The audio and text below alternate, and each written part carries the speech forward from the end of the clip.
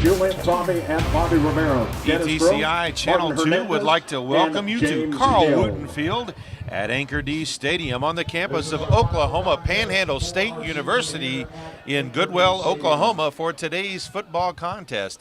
It's senior day here, and quite a few seniors have already been recognized before the game as the 6-3 Aggies get ready to take on the Texas Wesleyan Rams. The Aggies looking to cap off a winning season and move their record to 7-3 today. And we're ready for kickoff. The Aggies are getting ready to receive the kickoff. Back deep, number 4, the junior, 6 foot, 185-pounder, Nick West. All right, Aggie Nation, it's kickoff time here at Anchor D Stadium. Let's get rowdy.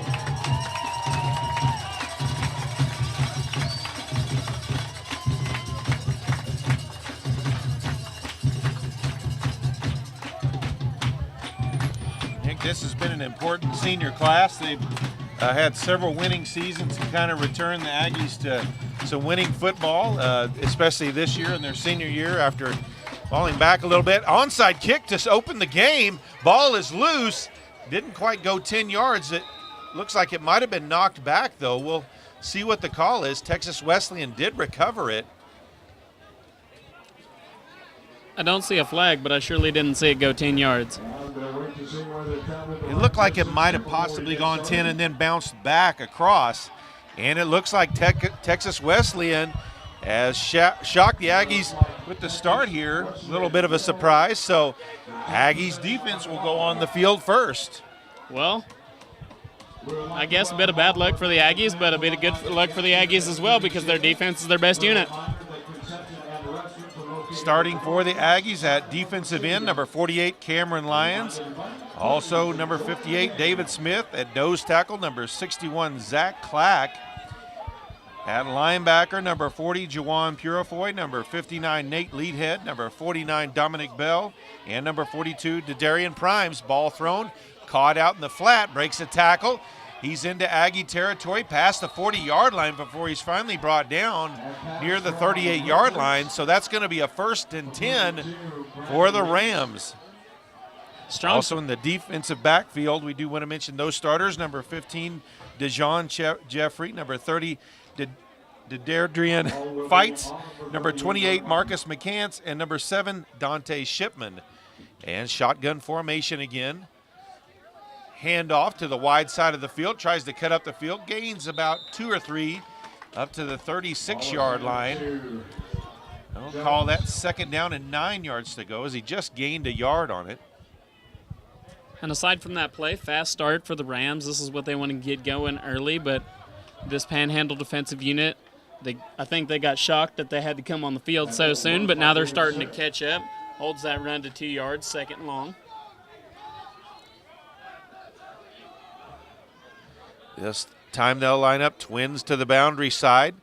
A couple of tight ends to the wide side of the field. They'll hand it off, the ball going that way. And he's going to be stopped, wrangled down after about a yard gain. They'll give him forward progress just inside the 35-yard line.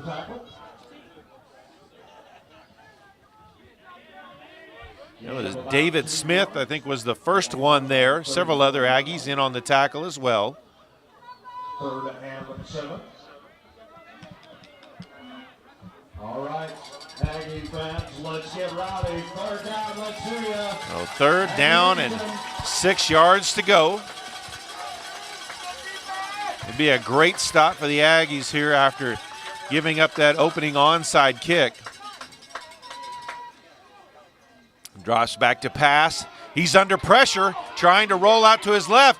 And he's not going to make it as he's knocked out of bounds after maybe a yard or 2 gain. Nate Leadhead there. And you see the Aggies almost a full blitz on that, and that's a way to get not necessarily a young quarterback, but not necessarily a winning quarterback off his rhythm early. D'Adriel Fights also there to help on the pursuit for the tackle.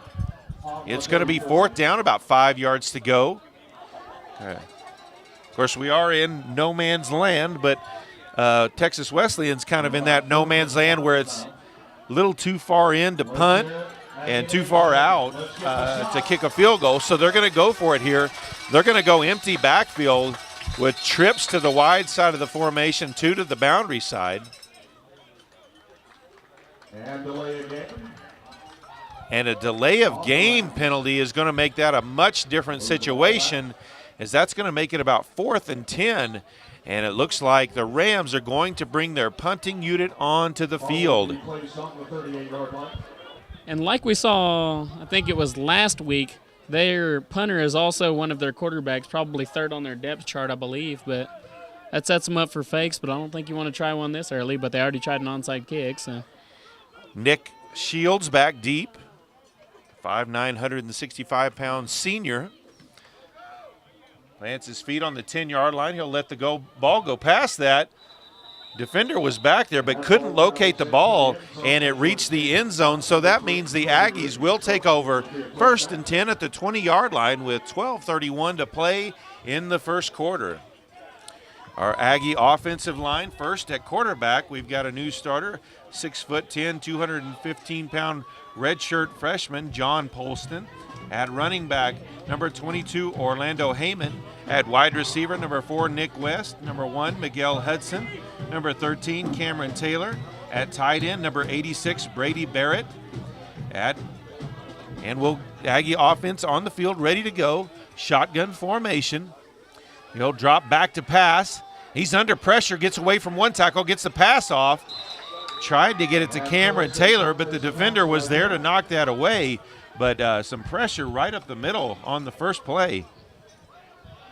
Our starting offensive line for the Aggies at tackle, number 75, Jacob Popple. At guard, number 74, Matthew Grants. At center, number 71, Cullen Oliver. There's the handoff. And going to be dragged down after maybe a yard or 2 gain. That was number 25, Preston Baker, the 5'9", 225-pound senior. Other 2 starters on the offensive line, number 73, Diego Arenas, and number 77, Dominique Thomas. Of course, in that offensive line, that was where they had 4 returning starters this year, 4 seniors. So this is their last Aggie game. And we've got either offsides or a false start. We'll see what the call is here. And it is offside, so that's going to give the Aggies a much more makeable 3rd down play. And do you feel like the onside kick to start off the games, I'm sure the Rams didn't expect to get that necessarily. Do you feel like that's just thrown both teams out of rhythm a little bit?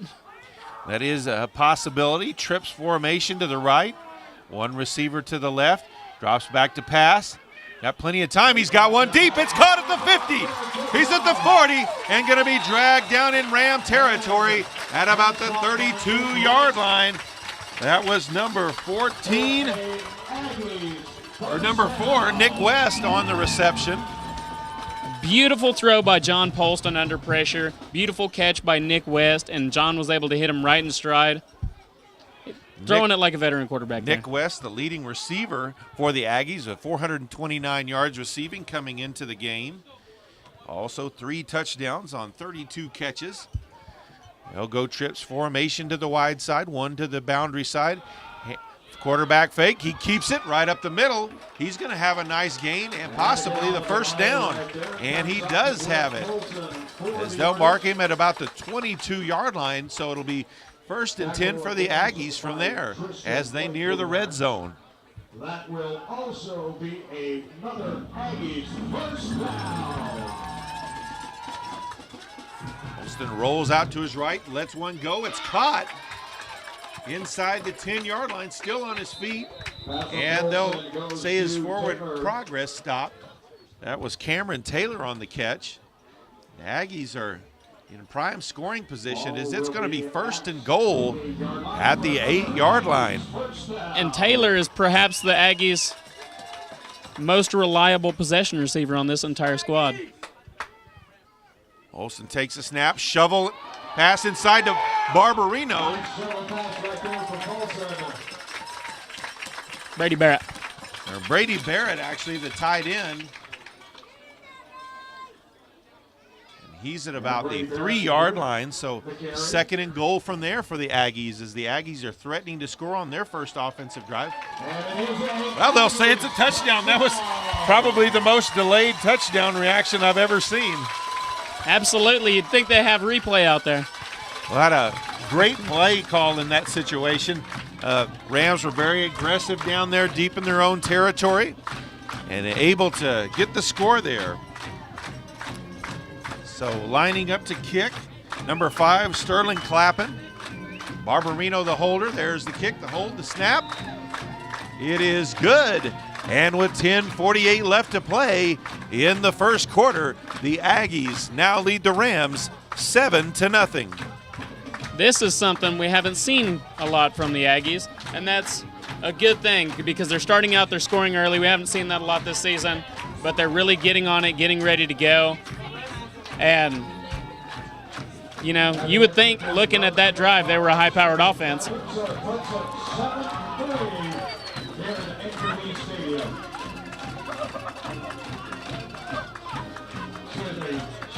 Especially after the onside kick where the momentum is kind of in the other team's favor and they look like they might surprise we would like to the Aggies on that. Aggies able to get a stop and then drive down the field and on their opening possession get the touchdown. During our tailgate festivities today, the total amount was $260, so the winner will receive $130. The winning ticket, that is Jim Quimby. Congratulations, Jimmy. Nice job. Jimmy says he is going to donate that back. Thank you so much, Jimmy.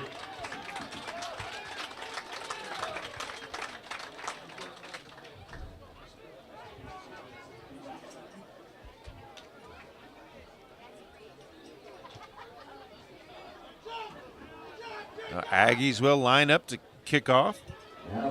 Sterling Clappin will line up to kick the ball.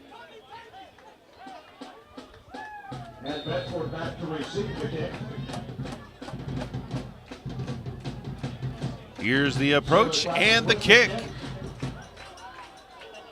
And a problem that has plagued the Aggies all season long, ball kicked out of bounds. That's going to give the Rams decent starting field position at the 35-yard line. Good news for the Aggies is they have one of the best defenses in the conference. So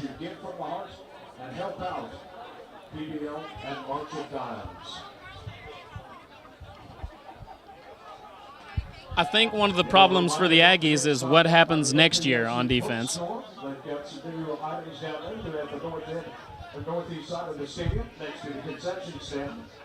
One-stop shopping with your OPSU merchandise. Stop by the concession stand as well.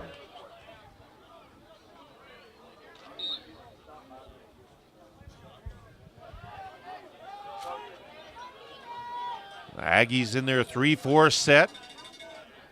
Shotgun formation for the Rams. Fakes the handoff, quarterback keeper. Ball is on the ground, and it looks like the Aggies may have it.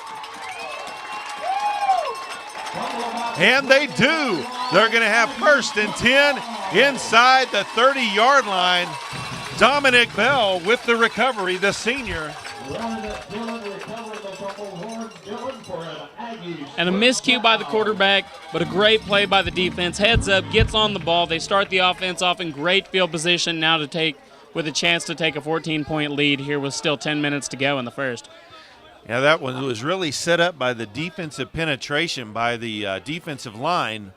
Did a great job pushing that play back and never really got started. And then just a little bit of chaos for that quarterback and lost control of the ball. Pistol formation. Fakes the handoff, looking deep. He's under pressure, avoids the tackle. He's not going to avoid them all, though. He's going to be sacked back at the 37-yard line. Several Rams there for the tackle. That's going to be a big loss. Well, he did the best he could. Shook about 4 of them, but too much penetration through the line and too many men in the backfield, I'll tell you. 2nd down, 20 yards to go. Pistol formation again.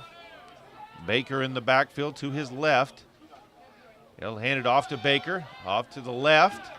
He'll get back up to the 35-yard line. So it'll be third down, and about 18 yards to go. And I think if you're the Aggies, you don't want to try to get all this. You just want to try to get a little closer. Try to put yourself in field goal range. So pistol formation. Bolston drops back to pass. Got plenty of time now. He's under pressure, and he's going to be thrown to the ground at the 46-yard line. So the Aggies started on this possession after the fumble inside the 30-yard line of the Rams, and now they're going to be punting back at the 45-yard line. And that is not the way you wanted that to go. You wanted John Polston to come out here and, check that ball down a couple of times, dink and dunk you some yards if you have to, but taking 2 sacks is just something you can't do. Well, obviously there was good coverage down the field as ball was held for quite a while, so more coverage sacks. Jacob Test with the punt. He'll try to angle this one into the corner, see if he can pin them deep, and the ball is going to be downed inside the 5-yard line. Beautiful. Great job by Jacob Test there on the punt. So with 8:44 left to play in the first quarter, Aggies still lead 7-0 over the Rams.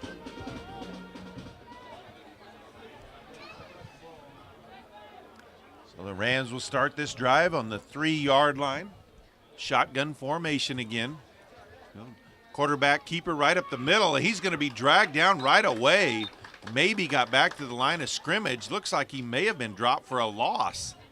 He barely got out of the end zone, actually. So it's going to be second down at about 12 yards to go. And the Rams, right here, you can't really drop back and pass, because if you start dropping back, you're dropping back into your own end zone. And if there's a holding penalty in the end zone, it's a safety. Am I correct? That's right.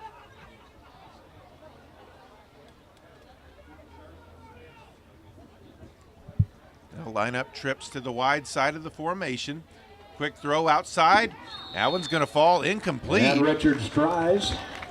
Boy, Nick Shields was running up on that play. He read that play. If that's an accurate pass, that might have been a pick six.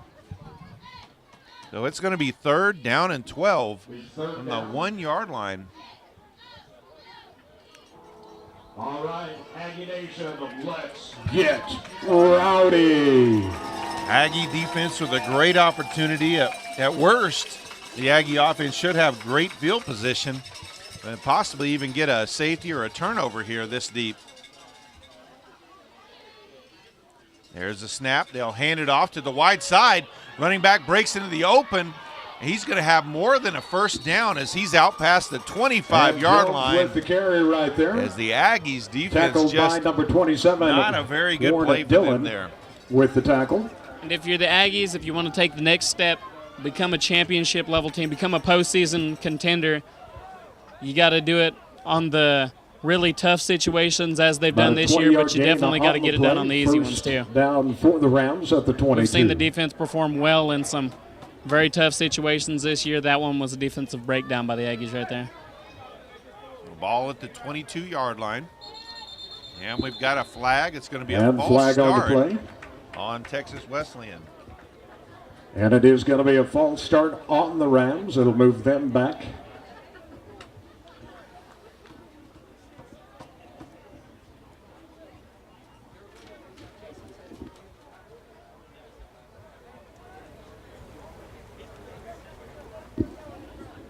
Be first and 15 now on the 17.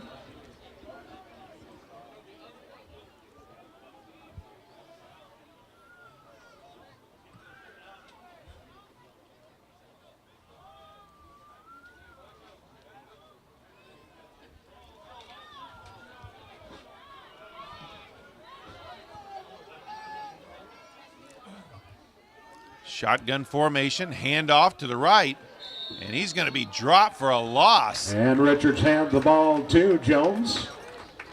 Several Aggie defenders there. They put the stop on that play basically as soon as he received the handoff.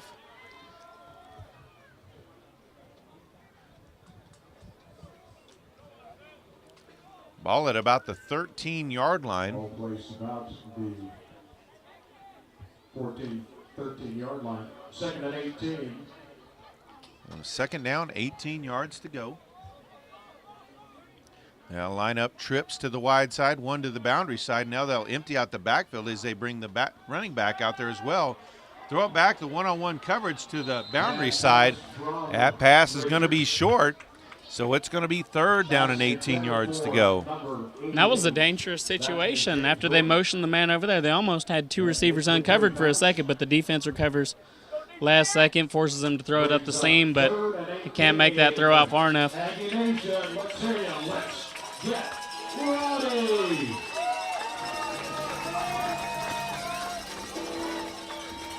And 3rd and 18, good situation for the Aggies here. They just got to play smart assignment football right now.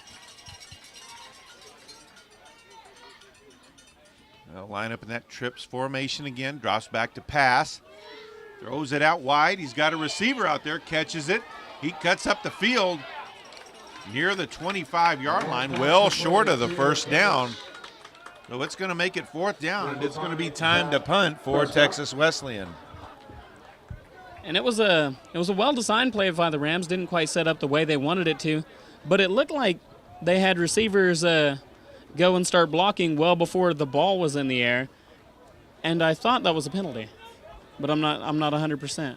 Reed back to kick the ball for the Rams.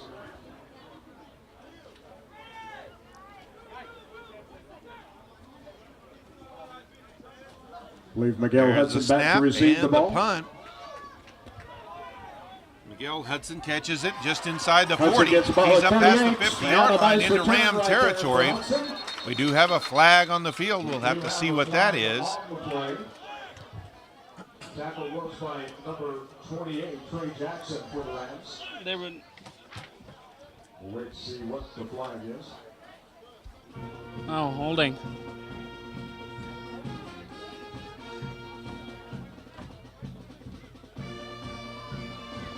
And it is a holding call on the Aggies that's going to bring the ball back into their own territory at the 43-yard line. So it'll be 1st and 10 for the Aggies there. Still good field position. That's a bit disappointing because you see number 41 come up here and slow up in case Miguel Hudson called for the fair catch, and that allowed Miguel Hudson to juke him. 5:28 still left to play in this first quarter. Aggies lead 7-0. Pistol formation, turns, hands it off to Ogman. He's up past midfield. Or that was actually Orlando Heyman. So 1st and 10 for the Aggies in Ram territory. Ball marked inside the 45-yard line. Quick snap, Poston, shovel pass underneath. He's up to the 40 and up to the 30-yard line. That's Barrett with his 2nd catch on that little shovel pass. That's a good play. It's working for him. Kansas City uses a similar formation with Travis Kelce, and it's almost the same exact play to the tight end, just like they do to Barrett right there, and it works well. Hand off to Heyman, but he's going to be wrapped up right at the line of scrimmage. Orlando Heyman with the 2nd carry. down. Maybe a yard Tackled gain on the by play. Jackson. So 2nd down and 9. Also in on the tackle was Briscoe. Ball at the 31. Here's a snap. 2nd and Poston 9. drops back. He's going to have to escape from the rush out to his right. He's got a man open at the 20 and up to the Had a good job 15-yard right line. That was Cameron Taylor with his 2nd catch of the day. And pass Another 1st and 10 completed for to the Cameron Aggies. Taylor. And beautiful vision by Polston. I mean, he's running out, he's flushed outside. I know we can see it up here because we got a great vantage point, but how do you see that from down there? So many defenders up in his face. Poston rolls out to his left. He's got a man open along the sideline. Tries to go deep into the end zone, and it's dropped. And it is an Aggie touchdown. No, it wasn't dropped. It looked like that was dropped, but it was caught. Number 83, Braylon Chandler with the catch and the touchdown. I suppose maybe they called that the ground forced it out, which after the ball crossed the plane would be irrelevant. So, but beautiful play. I mean, heads up to Braylon Chandler for getting in there. He had 2 defenders on him, but still able to go up and over him and get the touchdown. Well, he obviously held on to it. It is the furthest point from us on the field, so Chaplin back for the extra point. Lappin will kick. It's up. And it is no good. And it is no good. With 4:17 to play in the first quarter, the Oklahoma Panhandle State Aggies lead the Texas Wesleyan Rams 13-0.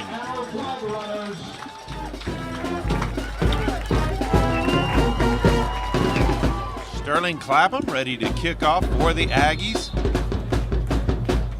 Clapham back for the kick. He was disputing that missed extra point quite a bit earlier. He thought it looked good. And the Aggies onside kick. The ball goes 10 yards, and it's caught. Barbarino with the recovery, Seth Barbarino. So what's good for the goose is good for the gander, and the Aggies have onside kicked and recovered. Have you ever seen one be executed that well and work that perfectly, though? Yeah, it's just too bad you can't run with it because he might have ran a long ways with that one. The Aggies will have it first and 10 at their own 46-yard line. That is, it never works out that well. That was amazing. And Got it in a full stride. That shows the confidence they have in Clappin after the missed extra point. Then they just let him onside kick it. Great move. Pistol formation. Holston drops back to pass. Lets it go over the middle. He's got a man open near the 40-yard line. And finally brought down at the 35. That was Miguel Hudson with the catch. That's going to be a first and 10 for the Aggies in Ram territory.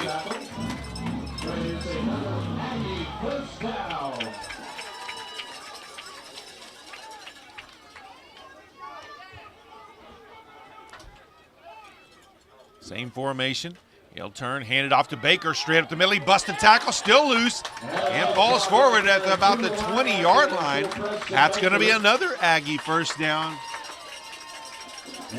Looks like they'll mark the ball just outside the 20-yard line. Aggies quickly to the line. They'll get the call from the sideline. Holston rolls out to his left, lets it go towards the sideline. Too far out in front of Hudson, so that's going to bring up 2nd and 10. Still in a very good situation here. You probably only need, I'd say, about 5 more yards to get well within Clappin's field goal range. Not much wind to speak of, so. There's a snap to Polston. He'll roll out to his left again. Tried to run, and he was wrapped up quickly. And he's going to lose back to the 29-yard line, so about a 6 or 7 yard loss. Big loss on the play. So 3rd down. And right here, you got to focus on taking care of the football because this is where Jacob Tess specializes in dropping it inside the 5 if you do indeed have to punt. Pistol formation, trips to the right, one to the left. He'll let it go, and it's caught by Barbarino. Breaks the tackle. He's going to get inside the 10-yard line, and he's going to have another Aggie first down. It's going to be 1st and goal. And never mind that punt now. Just a great catch and run. Polston's pass was out in front of him, so he didn't have to slow down at all. And then just made some great moves there to get as many yards as he possibly could. And Aggies in the goal-to-go situation. There's a snap. Quarterback keeper on the read option. He's into the end zone untouched. Another Aggie touchdown. And it's another Aggie touchdown.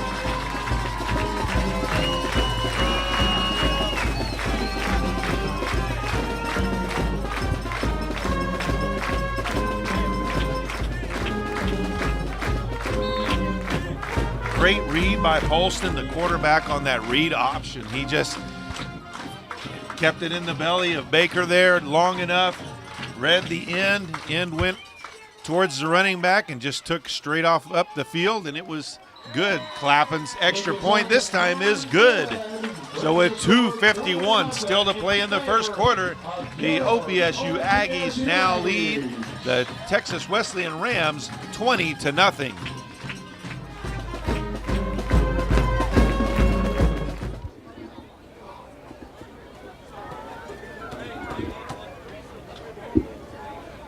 Sterling Claflin for the kick for the Aggies.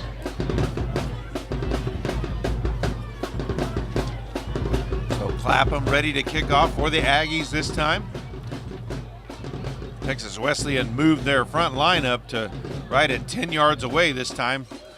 And they'll kick it deep, and it's going to go out of bounds again. And so it's going to be 1st and 10 for Texas Wesleyan at the 35. Just a problem that has plagued them over and over again. We saw one of their home games earlier this year kick the ball out of bounds on the kickoff 5 times in a row.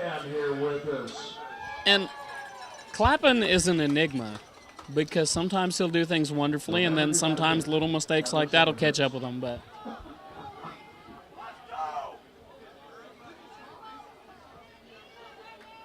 maybe the Aggies get a break again here, get a good stop, and put themselves in good field position. That's certainly what they want to do right here.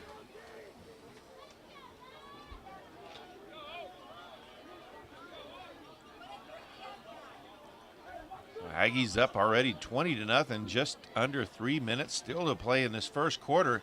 They'll option to the wide side of the field. Late pitch to the tailback. He's going to be dropped for a loss at about the 31-yard line. Defense did a great job stretching that play out. And also beautiful way to start a drive. Yeah, Dominic Bell out there. McCants out there as well. Several key defenders just spread that thing out for the Rams. Shut it down.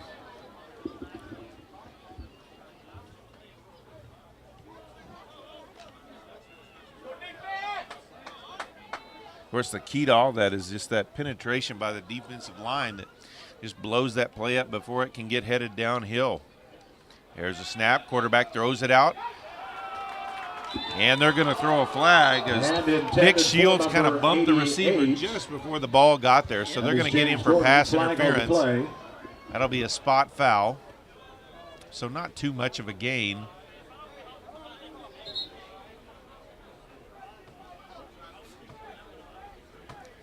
Leithhead coming off the field, pretty upset about something.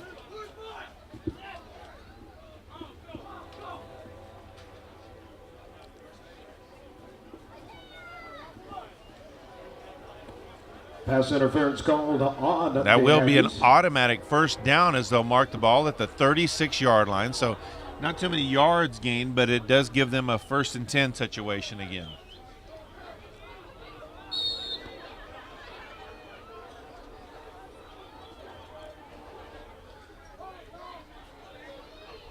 Here's the snap, handoff straight up the middle. He's going to be drugged down at the 39-yard line. Number 92, Aaron Kinch on the tackle. And also by Slaughter in on the play at the 40-yard line. 2nd down.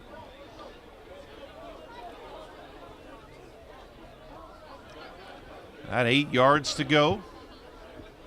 Be about 2nd and 8 at the 39-yard line for the Rams. 1.5 minutes left in our first quarter. So they'll overload to the boundary side. Quarterback keeps it that way. Oh, he's going to be drilled right at the line of scrimmage. And once again, it was number 92, Aaron Kinch, the 6'1", 210-pound freshman. And I initially thought that the blocker had him dead to rights and quarterback was going to slip right past him, but he shook off the block. Great open field tackle, I mean. Whew. Yeah, great job just shucking the blocker and getting up the field. Put a solid hit on the Rams quarterback there. So 3rd down and 8 yards to go. They'll empty out the backfield. Three wide to the wide side of the field, 2 to the boundary side. And they're going to have a false start penalty. That's going to move them back another 5.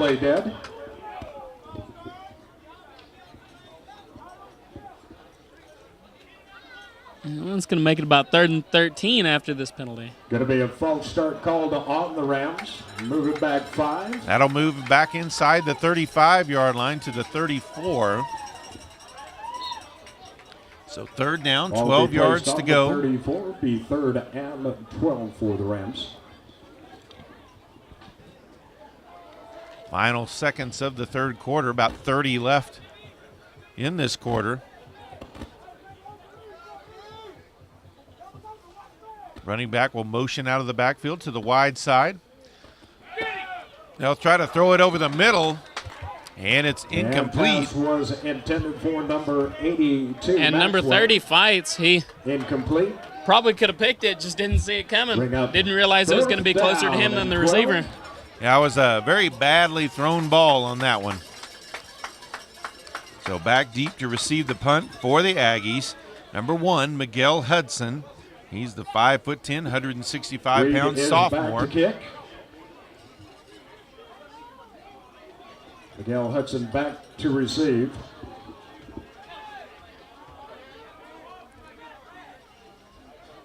Man in motion across the formation. There's the snap and the punt. Hudson's going to catch it just inside the 30. Up the field, cuts it outside, up past the 40-yard line, and he'll be drugged down at the 45-yard line. So about a 16, 17-yard return. And the Aggies will take over 1st and 10 from there with 5 seconds left to play in the first quarter. At the 45-yard And line. Miguel Hudson is a brave man because there was folks coming at him. He could have called for the fair catch. Instead, he chose to bring the ball in, try to get a return out of it. Works very well for him.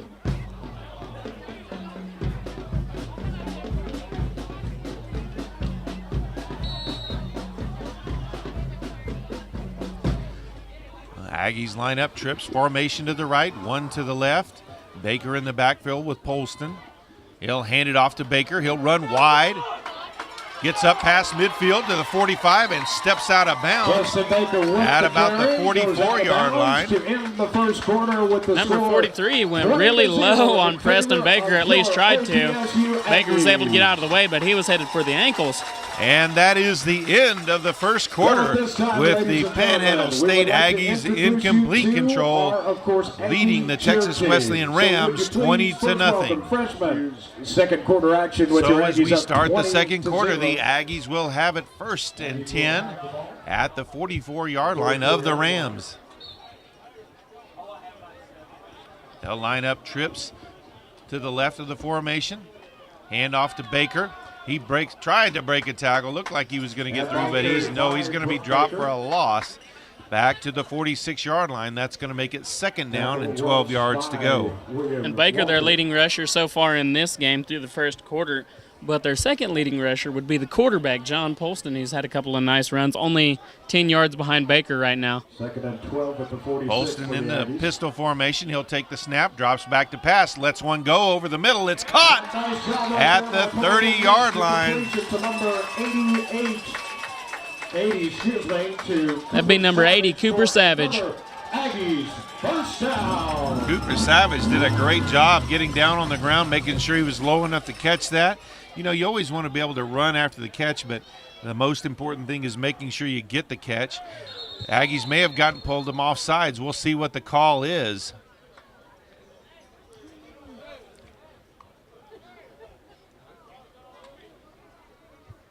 If that was on the defense, I don't know why they blew the play dead. Well, if it was on the defense, it would have had to have been unabated to the quarterback for them to stop it. And didn't see that out there. It was on the defense, offsides penalty. So that'll make it 1st and 5 for the Aggies. Just outside the 25-yard line. Yeah, I don't think they should have blown that one dead. So they'll bunch 3 receivers to the left, 1 to the right.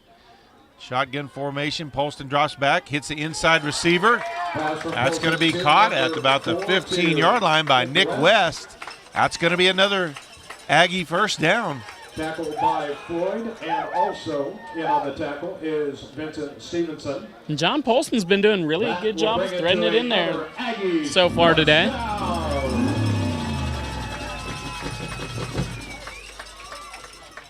1st and 10 at the 15 for the Aggies.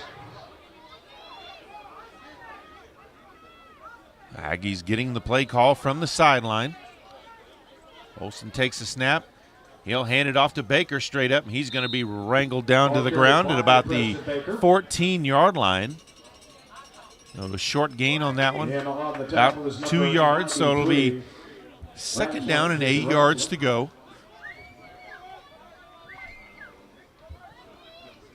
Aggies offense averaging 191 yards rushing per game. There's a snap. Polston rolls out to his right. Lets it go towards the sideline. It's caught. And they'll say it is. He is in bounds. That is number 6, Nate Kinetic.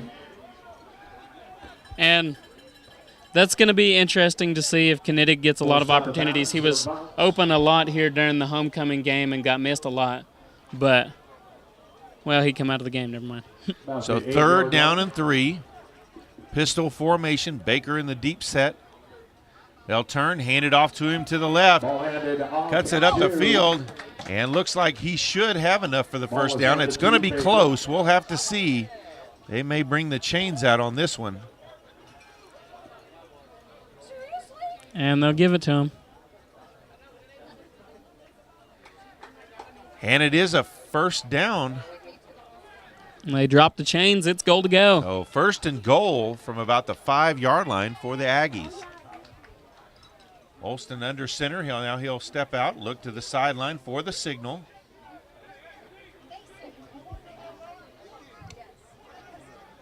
High formation. He hands it off to Heyman straight up the middle. Didn't look like he got a whole lot on that one. Maybe a yard or so.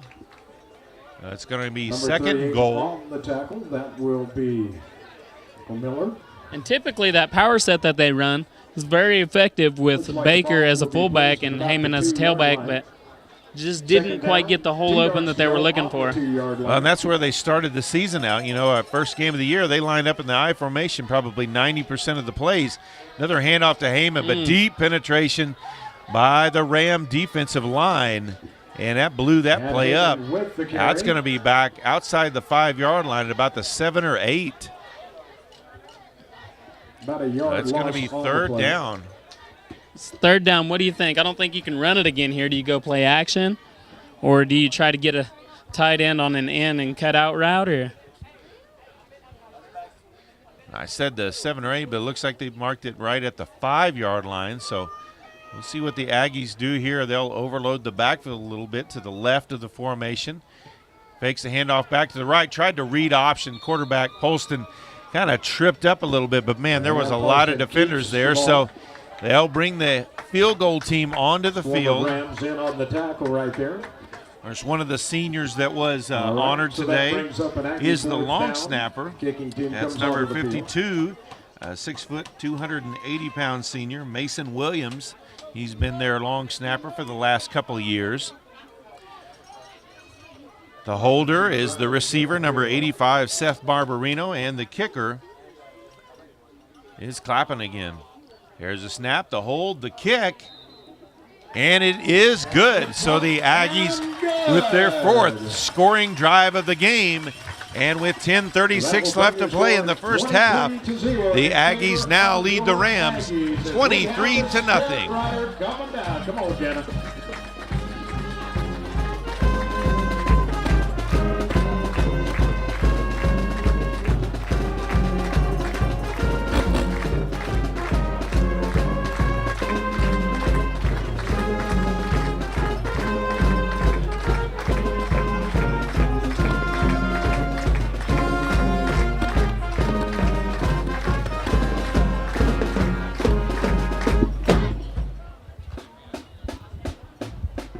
Left and ready to kick the ball off. 23-0 in favor So of Stephen the Aggies. Clapham ready to kick the ball off for the Aggies once again.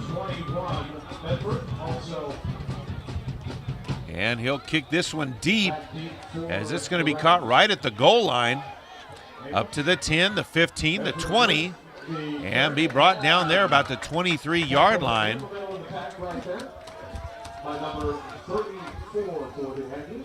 And the key to this 23-0 lead is scoring. And you think, well, that's obvious. But what I mean is the Aggies have scored on almost every drive. I think they've punted once, which is something we hardly ever see from this offense. On that tackle, number 34, Lyndon Robertson. He was one of the seniors also that was honored before the game. 6 foot, 190-pound senior. out of New Orleans. Also was his family was displaced by Hurricane Katrina and ended up spending some time in high school in the Arlington, Texas area as well. Hand off to the running back to the wide side of the field. He'll get a couple yards, but not much. He's brought down after about a yard gain, maybe 2. Second down, 8 yards to go. It looked like David Smith ate him on that tackle. Good pursuit by the Aggie linebackers on that play.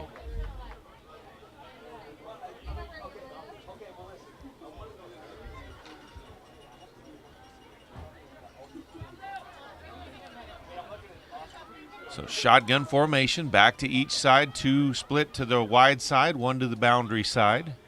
He'll drop back to pass, looks out wide on the slant pattern. He's got a catch at the 30-yard line. He's not going to get much more than that as he's slung down to the ground. Number 58, David Smith on the tackle, and Smith looks like he's injured a little bit on that one. A little help from Dominic Bell. So we've got an injury timeout on the field. 9:17 left to play in the first half. It's OPSU 23, Texas Wesleyan 0. David Smith down. Well, Smith up on his feet. It looked like maybe he got a shoulder or maybe possibly some kind of arm injury there. Let's hope he's okay. He tries to work it out there.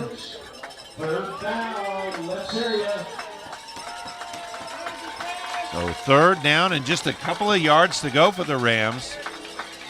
Aggies defense so far has really had their way with Texas Wesleyan. We'll see if they can get the stop here. Hand off to the running back out wide. He busts through. He's up to the 40, the 45 before he's pushed out of bounds around the 47, 48-yard line. So Texas Wesleyan does extend the drive.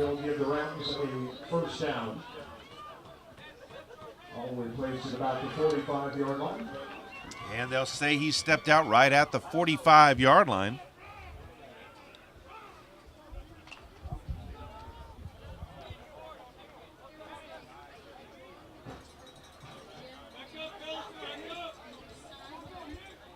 Shotgun formation again. There's a snap, and we've got another false start penalty. As Texas Wesleyan has continued to struggle with that. I think that may have been their third, maybe even fourth penalty there on the false start. And you can't afford those kind of mistakes anytime, but definitely not when you've surrendered a 23-0 lead early.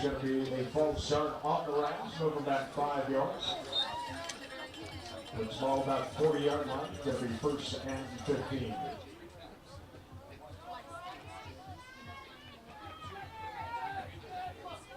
Aggies in that first quarter racked up 180 yards of offense while only allowing Texas Wesleyan 38. So the defense has been great today.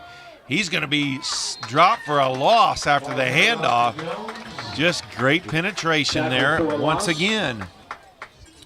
One of the top defenders, the senior that playing his last home game for the Aggies, number 61, Zach Clack. Just a real competitor with the first one there on the tackle. Several other Aggies were there to help out as well. He's second and 18 for the Rams. Zach Clack, that's a kid who does not like to lose. I've talked to him after games, and he cares a lot about, he is a true competitor and cares a lot about winning. And running back does break a tackle in the backfield just to get a little bit of a gain up to near the 40-yard line. But it's going to be third and long. Third and about 15 yards to go. Third down, so Aggie Nation, let's get ready. Make some noise.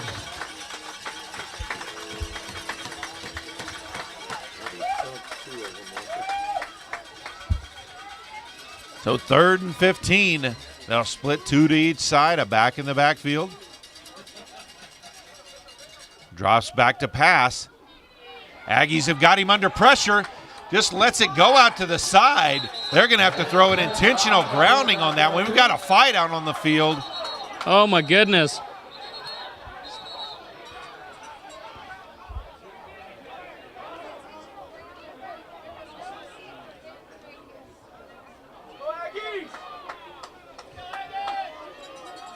Never like to see that on the field. We'll have to see exactly what the calls end up being. It did look like it was definitely an intentional grounding, but I don't know if there was any personal foul penalties called as well. There is a flag on the play prior to the incident on the field.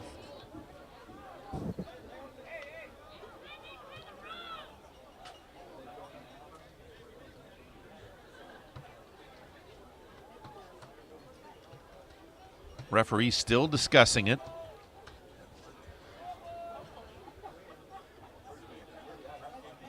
Dead ball. Unsportsmanlike conduct on both teams.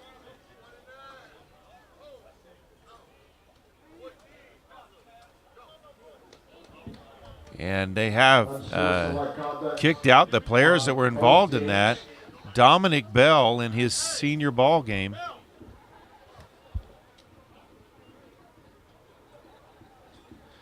Both players have been. He's been kicked out of the game. And the player from Texas Wesleyan, you just hate to see that. Dominic Bell, leading tackle on this team, just a real leader on the defensive side of the ball. Not exactly sure what happened. May have been guilty of it, may not have, not sure. So, but that may have negated that intentional grounding penalty as well.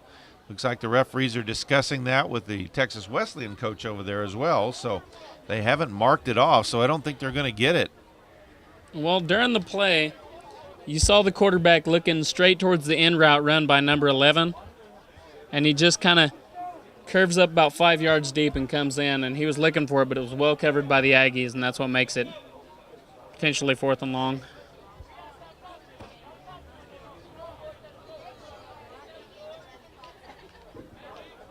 Again, we would like to remind you, during our halftime today, we will recognize our game day sponsor, PTCI. We'll also do the recognition of our $1,000 scholarship winner, our chili cook-off winners. And the penalties were after the play, so that is going to make it still 4th down, as that last down did count. Usually you hear offsetting penalties, they say they'll replay the down, but of course, as he mentioned after the play, the unsportsmanlike conduct, so it's going to be punt time from the 40-yard line. It's just a shame the Aggies lost a senior defender in his last game, but also lost that big loss on that play, as that would have been an intentional grounding call.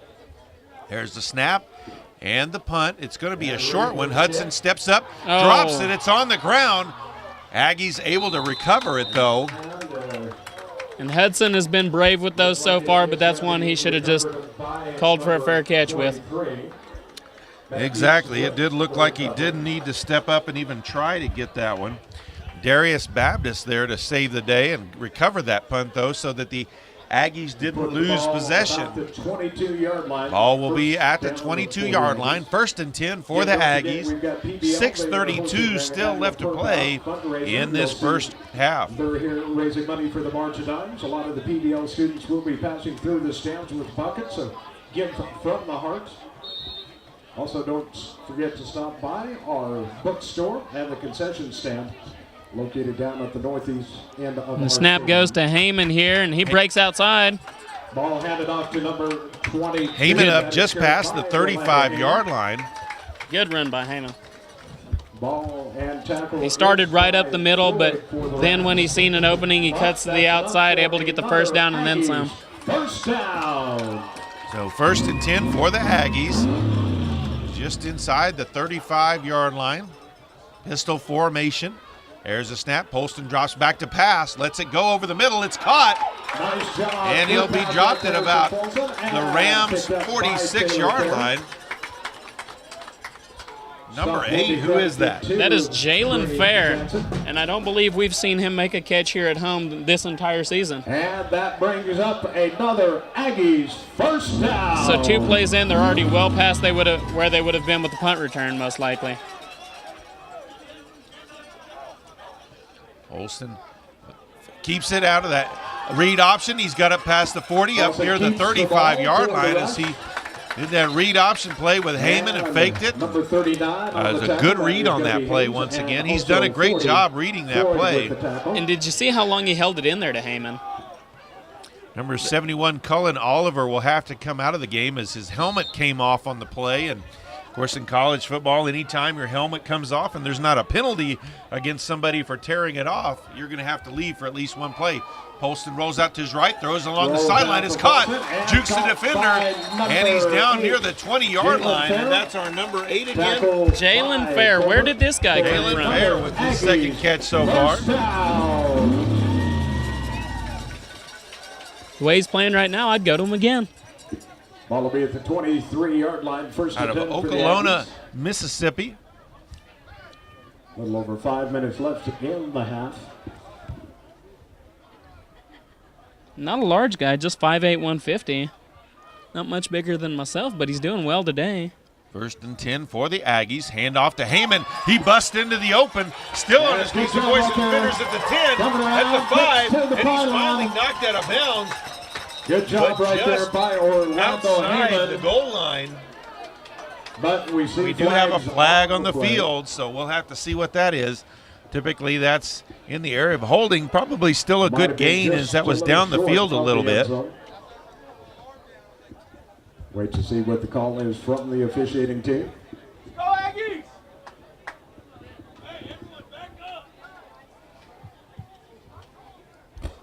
And it is going to be holding on And it is holding on the Aggies. There's a couple of flags on the field. I'm sure they'll take the one further back.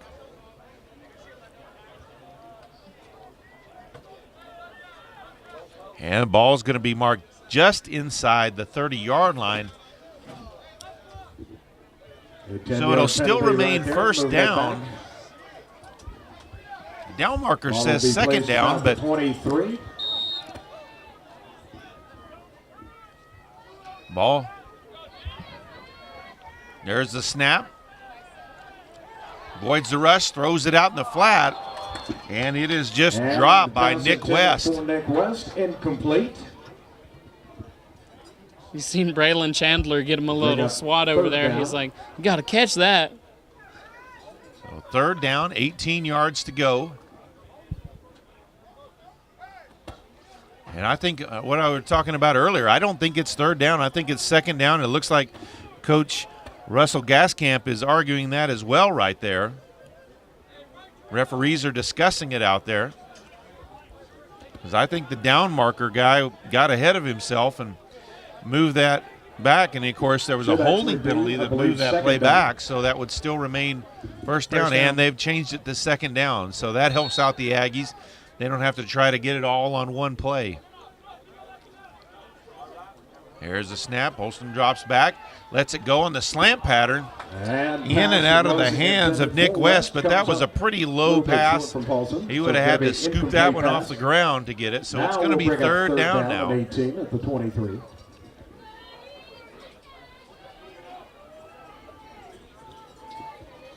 You still got a really sizable lead here, 23-0. You got about 4.5 left to play in the half, so good situation for the Aggies. No need to try to force it here and end up with a turnover. Right, come on, Aggie Nation, let's help them out.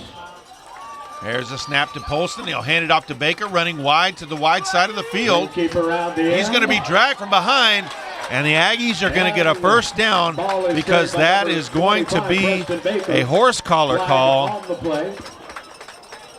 Now the problem with that is Preston Baker. The reason they made that tackle, that kind of tackle, a penalty, is just the number of injuries that happened from it. And Preston Baker is now laying on the ground in pain from that tackle. So we'll take a little bit of an injury timeout. 4:38 left to play in the half. Aggies lead 23-0. So they'll move the ball up. We also will announce 13-yard line. Chili Cook-Off winners. Or the Aggies we from will there. recognize our Preston game day Baker up sponsor, on the his folks feet from now, but he is going to be PTCI as helped well. across the field. So and we will have a special wait tribute to restart the to game our veterans coming up. Across. All right, that's what we like to Aggie see. Fans give him he is up and walking under his own power for Preston Baker. We'll hope he's okay. And look at that, he's got a jog going now, so he's going to be okay. That's good. With the Hopefully we'll penalty, be it able to moves the see ball Baker in his down last to game in an Aggie the uniform. 13-yard Get to line. Be first run the and ball a 10 few for the more Aggies. times. 4:37 left in the second quarter. Aggies lead 23-0 over the Rams. They converted on a 4th and 12. They got first and goal. Now Iowa State does. Pistol formation. Hudson in motion. They'll overload to that left side. 2 tight ends and a receiver there. Now Hudson will go all the way across the formation. Hand off to Heyman straight up the middle. And he's not going to get much on that one. Got about 2, maybe 2.5 on that play. So second down, 8 yards to go. And Heyman, he's a dynamic running back, definitely the better receiving back, but he just doesn't quite have the power through the middle that Preston Baker has. At a 3-yard gain, we'll put the ball on the 10-yard line. Pistol formation. Bolston drops back to pass, lets it go over the middle. It's caught by Taylor near the goal line. And he's in for the Aggie touchdown. Pass caught by Cameron Taylor for another. Just a Aggie great pass by touchdown. Bolston, great route by Taylor. And then just Taylor's fight to get into the end zone, twisting around, getting in there. And the Aggies are on the scoreboard again.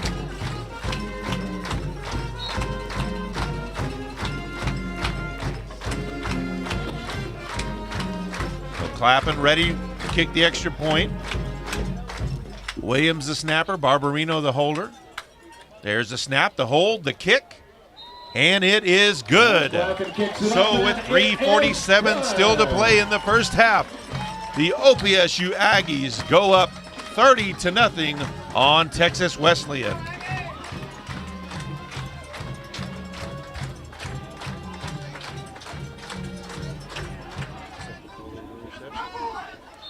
Aggies ready to kick off. Clappin marks off his steps. There's the kick. And it's going to be caught just inside the 10-yard line up to the 20. And he'll be drilled to the ground about the 23-yard line. So as the defense comes out here, one of the things that's happened today, and again, this is just such an unusual game because the offense has had these long, sustained drives for the most part that's given the defense a lot of rest when they're sitting over here on the sideline. So now when they go out there, they're not going out there completely gassed as they have been in some of these games over the season. Leon Williams, another senior for the Aggies, on the tackle on that kickoff return. So 1st and 10 from the 23-yard line. They'll split 2 out to the boundary side. Nobody out to the wide side. Fakes the handoff, rolls back to his right. Tried to get it to his receiver. Ball was too far behind him, so incomplete. 2nd and 10. That was heads up by number 49, Colton Wade, for the Rams, though. The ball wasn't to him, wasn't too far near him, but he leans out there, tries to get it, and if he had caught that, would have made it a better second down situation for the Rams. If you could come right down in front by the gate going down on the track, please. And Preston Baker still being checked out over here on the sideline. Please come down to the gate to the 50-yard line, please. 2nd down and 10. Trips to the wide side. Look to throw it. Now he throws it over the middle. And it's incomplete. Late flag. That was not pass interference. If they call that pass interference, that is a terrible call. There's no way he got there at the same time as the ball. The ball was passed. There is no need for it. We'll have to see. Maybe it's something else. Flag on the play.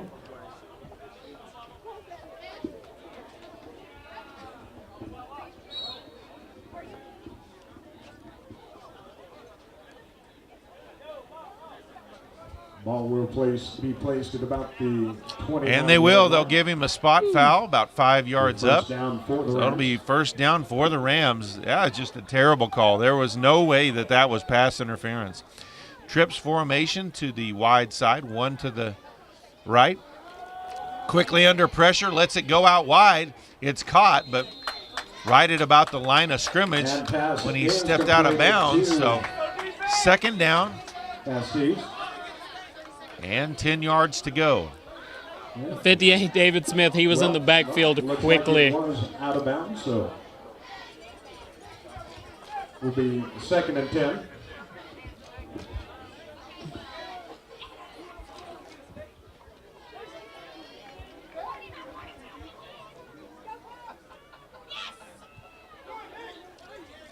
Shotgun, there's the snap, throws it out to the running back out there, but just too far out in front.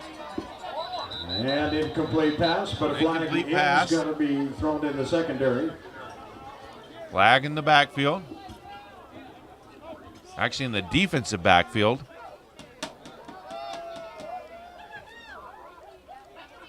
Looks like there may be a defensive holding call. That is usually what that is back there when the play's thrown that. The flag's thrown back that far, and the play really didn't advance that far.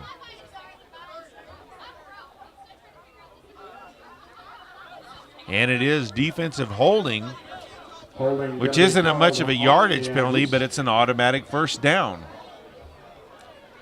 And now, as opposed to some other games we've seen, you see the defense having some struggles here. Not a lot of struggles, but having a bit of a struggle here, while the offense is really clicking. Well, 1st and 10 from the 38-yard line. Will be a first down for the Rams. Ball placed at about the 38.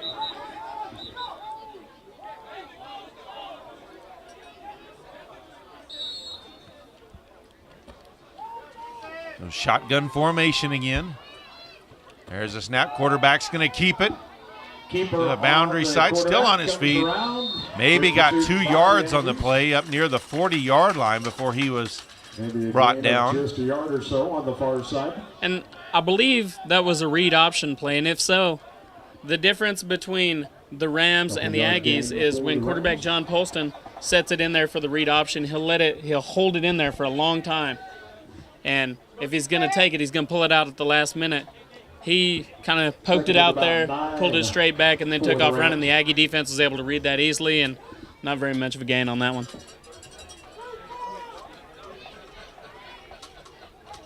Back to each side of the quarterback now. Fakes the handoff. He's under pressure. He has to let it go quickly, and it falls incomplete. For number 42, Blake, incomplete. Well covered there by Warren Dillon. Bring up a 3rd down for the Rams. Aggie Nation, let's get ready. 3rd and 9 yards to go for the first down. Still 2.5 minutes left to play in this first half. So the Aggies have an opportunity to get a stop here and get one more opportunity to score some points. Trips to the wide side, 2 to the boundary side. Can't find anybody open, lets it go deep, but that one's not going to be catchable as it lands way out of bounds. So it's going to be 4th down and time for the Rams to punt. Back deep for the Aggies will be Miguel Hudson again. For our halftime recipients, for our Bit of a miscue his last time out there to return. Let's see if he decides to call the fair catch on this one. Please report to the sideline area for our halftime. But what you hope doesn't happen is that he decides to call the fair catch too early when he still has a chance to return because of his miscue last time. There's the snap and the punt.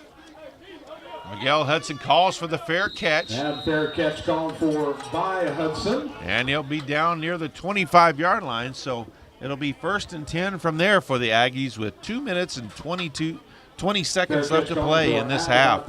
Already leading 30-0.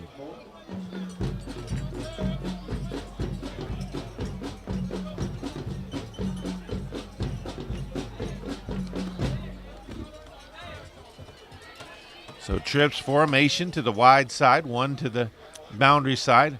Handoff, though, to Heyman. He's going to be dragged down after maybe a yard or 2 gain. Ball so carried by Orlando Heyman. That did not fool the Rams defense. Will bring up 2nd down. Tackle by About 9.5 yards to go. Clock now under 2 minutes to play. Holston rolls out to his right. Lets it go short. With the pass.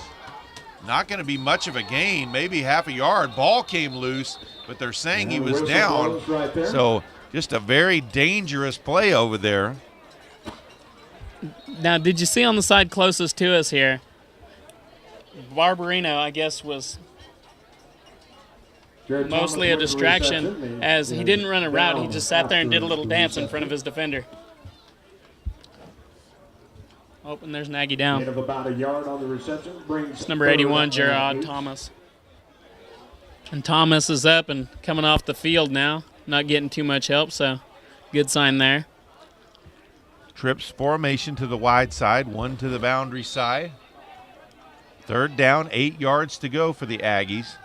Olsen drops back, still can't find anybody. He has to escape from the defense, lets it go at the last second. It's caught by Barbarino, and he's going to get up to the midfield stripe, and it's going to be 1st and 10 for the Aggies, just on the other side in Rams territory. And what beautiful elusiveness and the presence of mind by John Polston as he rolls out. He's under a lot of pressure, gets the ball out to Barbarino. Great play.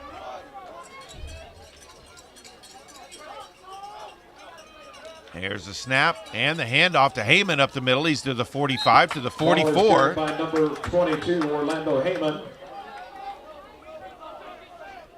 So 2nd down, about 5 yards to go. That is going to be Tristan Blake. Clock under a minute to play in this first half. Aggies looking to add to their 30-0 lead. Polston rolls out to his right, lets it go. He's got it caught. It's still running past the 30, the 20, the 10, still on his feet, and inbounds for the touchdown. Number 11, Jason Thomas. Just a fantastic run by Thomas, and he is attacked by his teammates down there just beyond the end zone.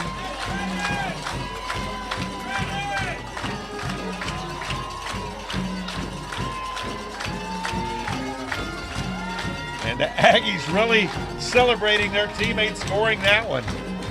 Jason Thomas, that is a freshman. So it looks like the Aggies got a bit of a bright future at wide receiver with Barbarino and Thomas there. Clapham ready for the extra point. Snap from Williams, hold by Barbarino, kick by Clapham. It's good. So with 40 seconds still to play in the first half, the Aggies now lead the Rams 37-0.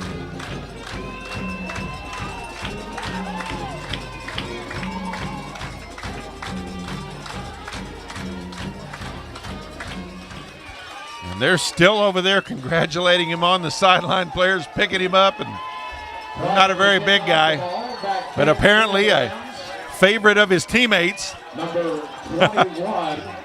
Another 5'11", 150, just like Jalen Fair, the other first-timer that we're seeing. And also back deep. Just a great catch and run down that sideline. Really showed the speed he has as well. Shows the depth the Aggies have at the position, too. Here's the kickoff from Clapham. That one's going to be caught at about the 5-yard line. Up near the 20, goes backwards. There was a block in the back. They're going to throw the flag on that one. So he's going to get up near the 20-yard line, but that one's going to go back to about the 10-yard line on the half the distance for that. And there even was a clear block in the back. Even so, the kick coverage team still doing his job. The block in the back there should have allowed him to spring a little bit freer than he did, but Aggies all over it. Good pursuit. Will be an illegal block in the back for the Rams. That'll move the ball back. And Coach Gaz coming over to congratulate Jason Thomas now.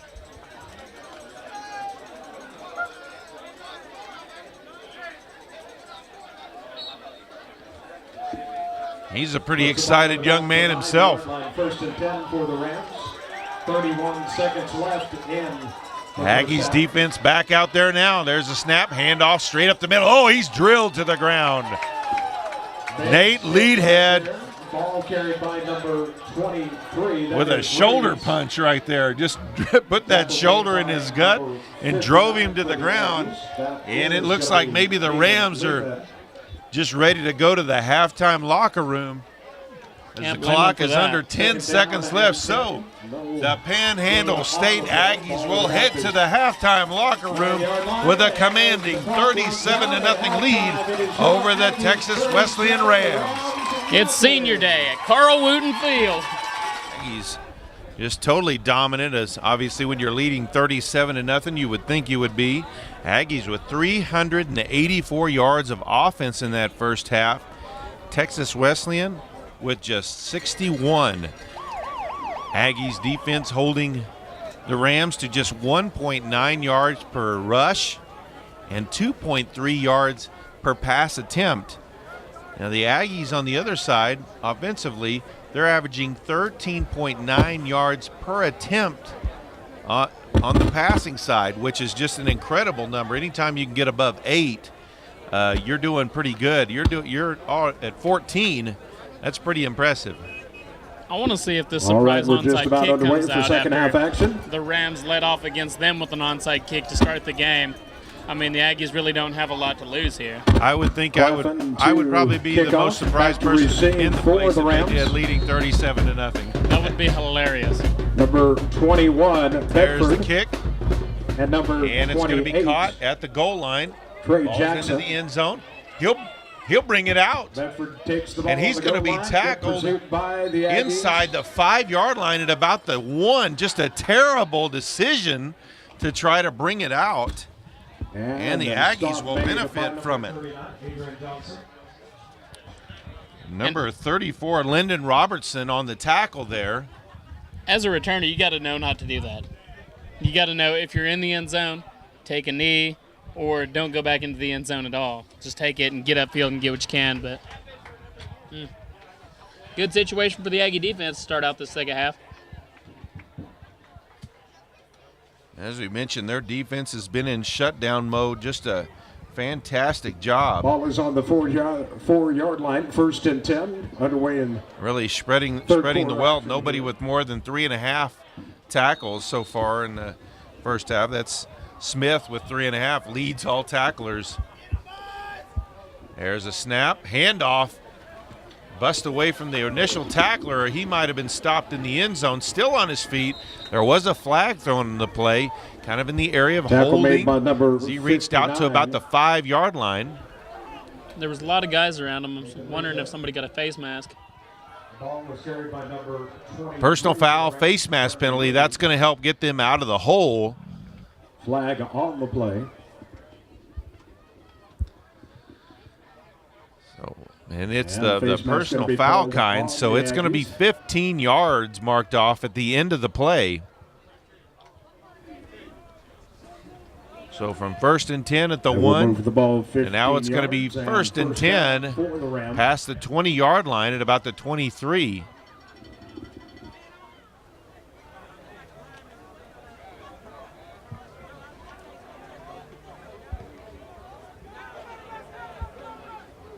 As we mentioned, the Aggies held the Rams to just 61 yards in that first half. Looking to continue that here as Like he ball handed off maybe to picks up number a half yard. 23 No, picks up a full yard. Tackle That was made on by 29 number plays, so they 40 for the held the Aggies. Rams to just 2.1 yards One per pure- play. That's winning Ball is gonna be defense. At the 25, going to be 2nd and 8.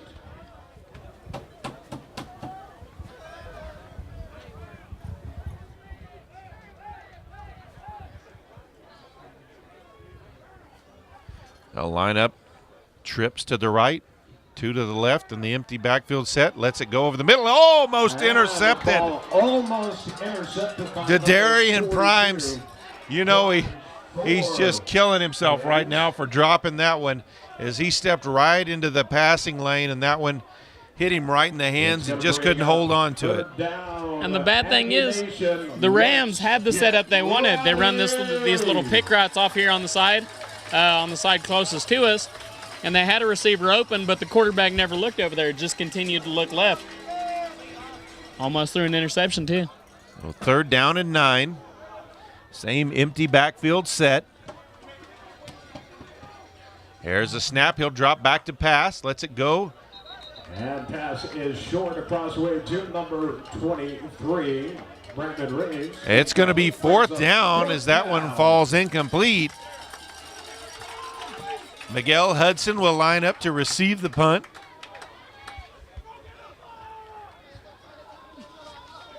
Colton Reed back to kick for the Rams, back to receive the ball for the Aggies. Miguel Hudson.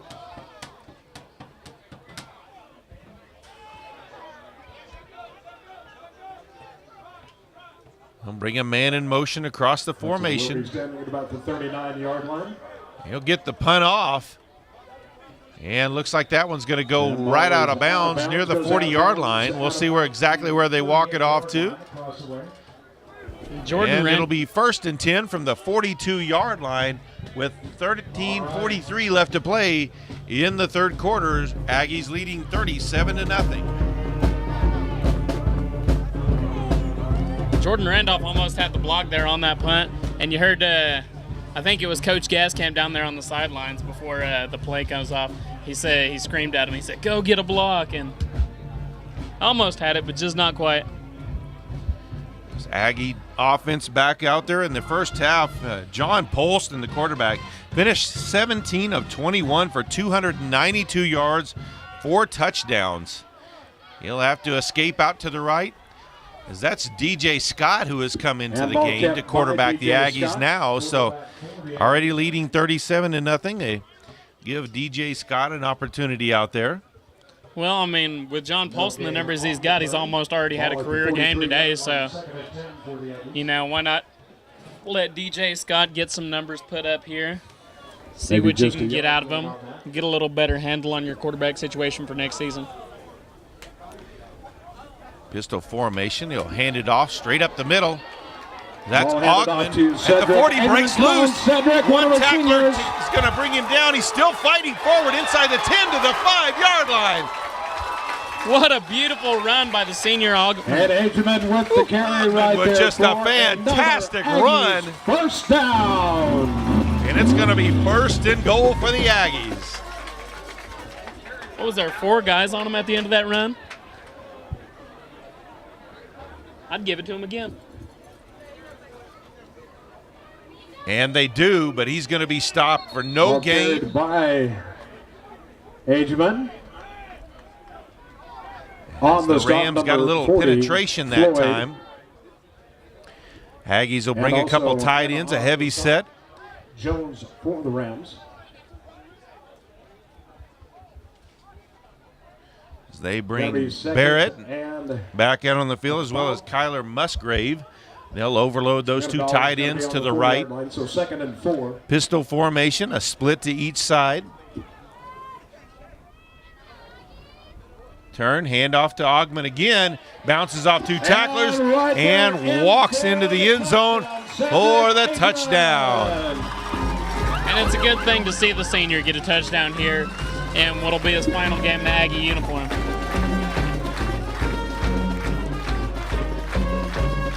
Cedric Ogman on the board. Lappin will line up for the extra point again. Williams, the long snapper. Barbarino, the holder. Snap good, hold good, kick is good. And the Aggies now lead the Rams 44-0 with 12:26 still to play in the third quarter. 44-0. All right, Jana and flag runners, let's show your Aggie pride.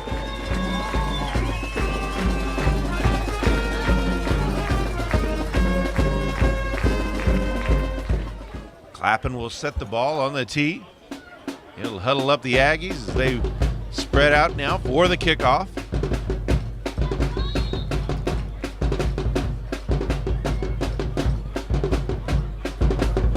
I'm sure Coach Gascamp is going to be happy to make sure that all his seniors get to play, and even beyond that, his other players. And that ball bounced out of bounds at about the 1-yard line goes out of bounds for the third time today. There'll be a penalty on the Aggies, and they'll give the Rams the ball at the 35-yard line. Of course, we've got Aggie basketball action coming up at Anchor D Arena.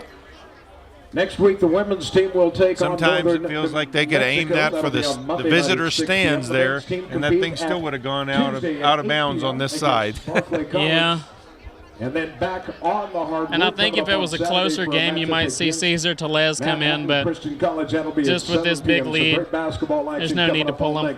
Well, and Telez was the one who Clapham had replaced after at the last home game that he had kicked it out of bounds so many times. But Clapham being plagued with the same problem as he was in that game as well. So they'll line up trips formation to the wide side. Hand off to the running back that way. Breaks one tackle. Slides and past several Aggie defenders up to the 40-yard line for about a 5-yard gain. And I saw a definite hold on Jawan Purifoy, but no flag coming out as one of the blockers had his hands around, or had his arms around Purifoy's neck, but referees didn't see it, so it ends up being a gain.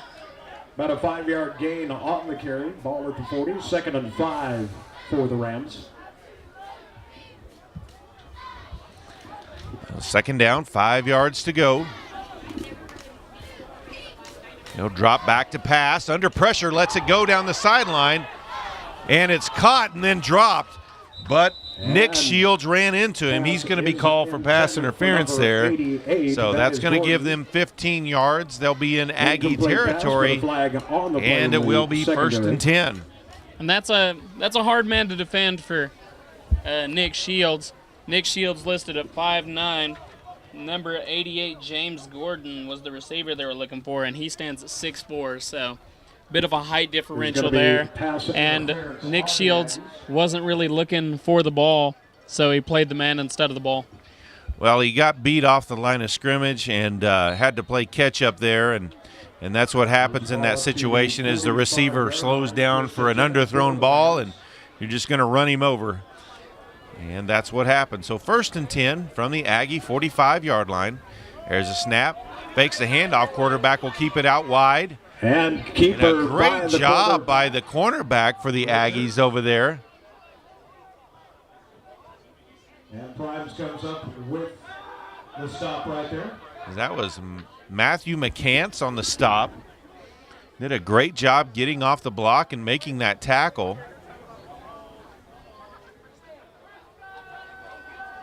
So it'll be 2nd down, 6 yards to go.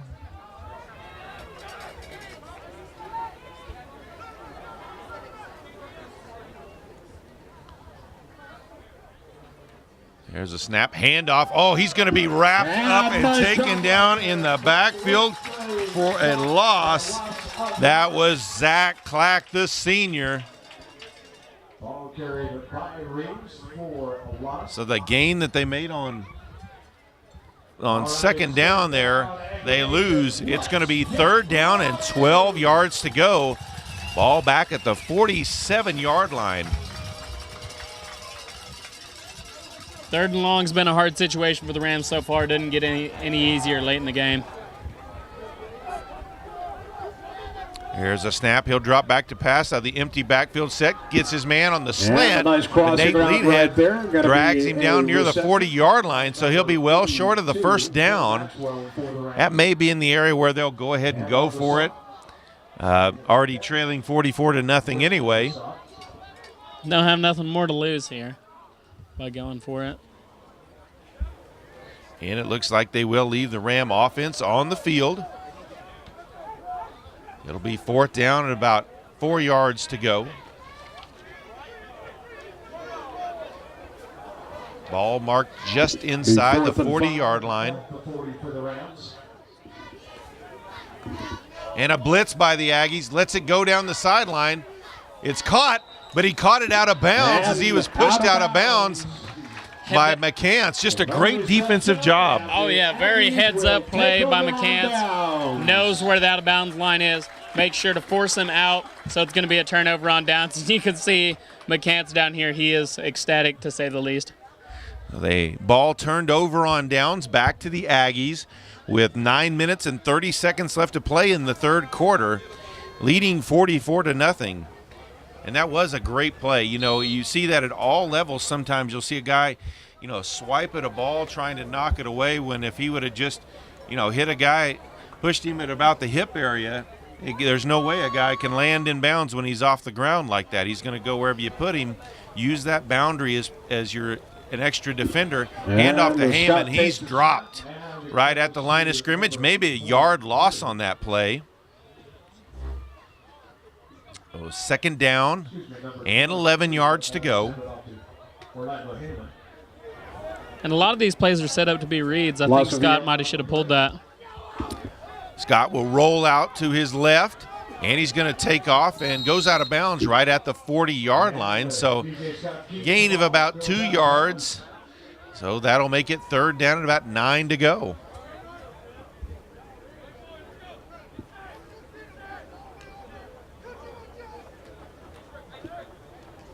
Might have gained a yard on the So 3rd down. Scott drops back to pass. Lets it go towards the right. And Hudson had it and dropped it. Would have been short of the 1st down anyway. So the Aggie punt team will come out on the field. Hope Jacob Test's leg is good and loosened up. He's been standing on the sideline for the majority of this game. Yeah, had to punt once so far, and when he did, he pinned him inside the 5, I believe. So let's see if we can do it again. Jacob the Aggie defense, really good field position to work with here. And punted at 42 yards as well on that one. Looks like number 21 to receive the punt. That will be Bedford. There's the snap and the punt from Test. It's going to bound toward the end zone and just a little bit too far. That was almost a perfect punt, but it curved back in and went into the end zone for the touchback. So it'll be 1st and 10 from the 20-yard line for the Rams. Halftime, PTCI.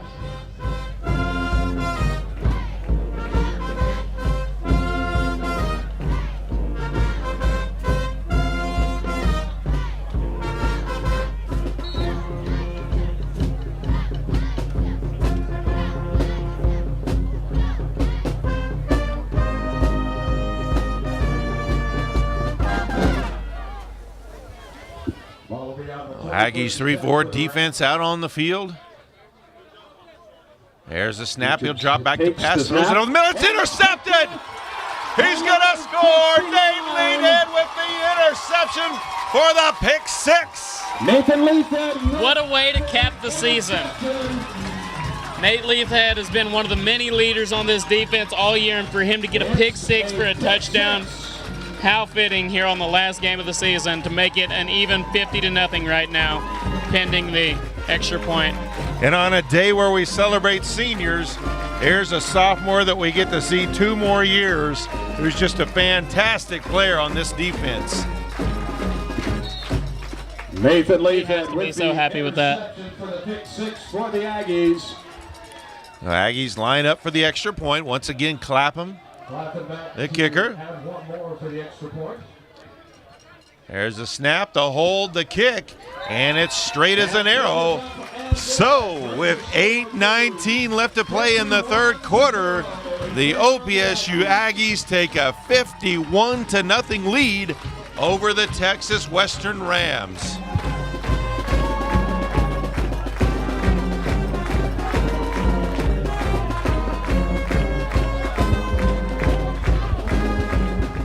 And Clapham kicks this one off. And that one's going to be caught right at the goal line. They'll reverse it. And goes for the reverse. The 10, the 20, and knocked out of bounds near the 25-yard line. So good coverage by the Aggies, as it looks like they'll mark it at about the 23-yard line. Not a bad setup by the Rams there, but the Aggies are just a tremendous kick coverage team. Number 19, as far as I know, I don't think they've had one return for a touchdown on them all season. So definitely not here at home. Puts the ball at about the 23-yard line, 1st and 10 for the Rams as the Aggies lead the game 51-50 with about 8 minutes and 10 seconds. The Aggies defense reward for putting 6 on the board is they get to go right back out there and defend again. Quarterback will keep it on the read option, trying to go wide, goes high, and he's going to be knocked out of bounds And for Richard a big with loss. the keeper right there. He jumped all the way over Marcus McCants. His good athleticism, just not enough. McCants with a great play over there, came up and made that play. And also number 28. Also number 30, Diedro Fights in on the tackle as well. After he jumped over McCants, Fights was the one to push him on out of bounds. So second down, 12 yards to go. Two splits to each side, back to his left. He'll hand it off, up the middle, cuts it up, and gets it up near the 30-yard line. Depends where they mark it down there. Injured Aggie on the field. Like he That's is not down. something you want to see with the game clearly in hand. That'd be number 58, David Smith.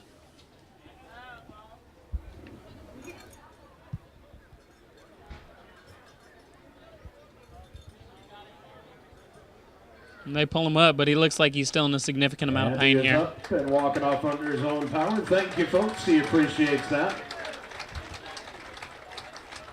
And one of our And Smith walking off the field. Looks like he's right there, David Smith. maybe under a little bit of pain here.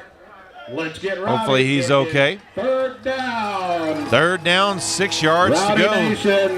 Let's get rowdy.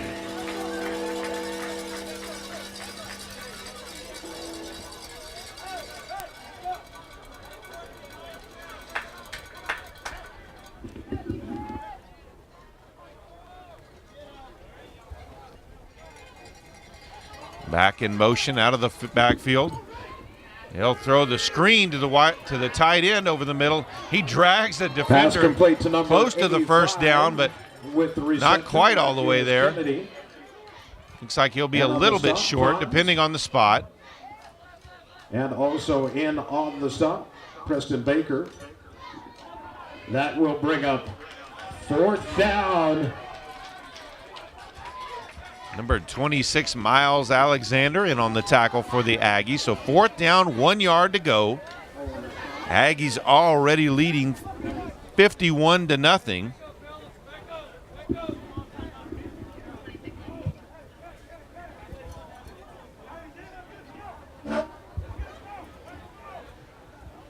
Play clock running down.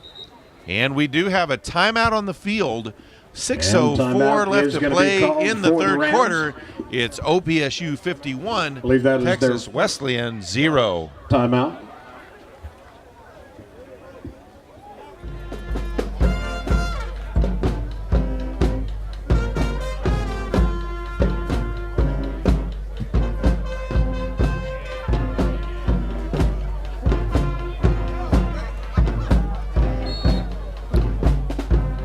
So offense back out on the field. Fourth and short. Handoff up the middle.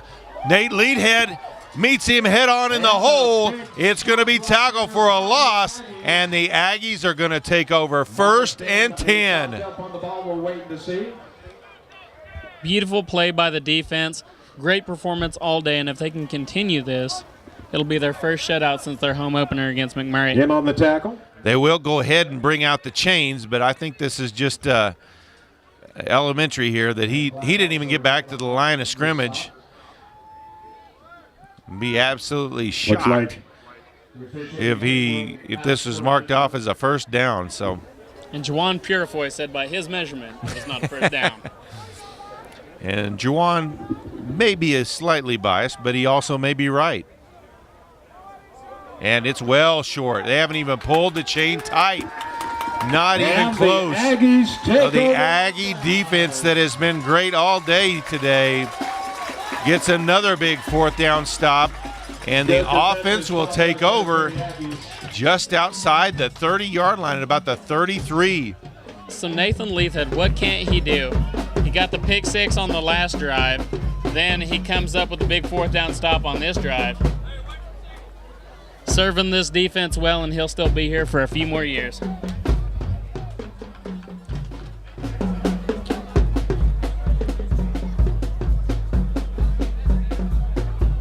So the Aggies offense back out on the field. DJ Scott in the pistol formation. He'll drop back to pass, looks out wide, lets it go. It's caught along the sideline by Nick West for the gain. Up to about the 28-yard line. So about a 4-yard gain on the play. So second down, 6 yards to go.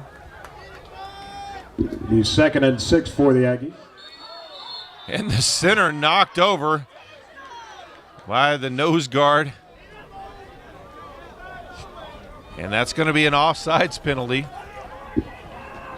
And he's headed out of the game too. Against the Rams. That's one of those where you're going, he's lined up right over the ball. How could he possibly jump off sides? But, you know, sometimes you anticipate, and when you get 300-plus pounds moving one direction, it's hard to get it going back the other. So second down and about 1.5 yards for the Aggies. He'll turn, hand it off to Augman to the right, and Augman's going to be dragged down for a loss of about 1 yard on the play. So it's going to be third down and about 3 yards to go. Looks like you might have lost a couple yards on that play. And on that offsides penalty, it's always funny to watch an offensive lineman because they're standing still and the defensive lineman hits them, they just kind of roll backwards. Scott rolls out to his left. Scott rolls looking deep, throws it along the sideline, and he was well covered, so I think he just kind of threw that one away. So it'll be fourth down. And good to see Preston Baker out there. That's the first time we've seen him out there since he was dragged down by that horse collar tackle. They're going to go for it here. Too close to punt, too far to kick. And 51-0 lead. Not a lot of downside here.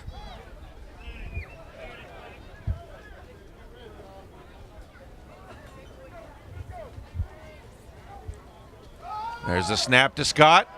He looks to pass, throws one down the sideline, and it's going to be too wide and incomplete. So ball turned over on downs.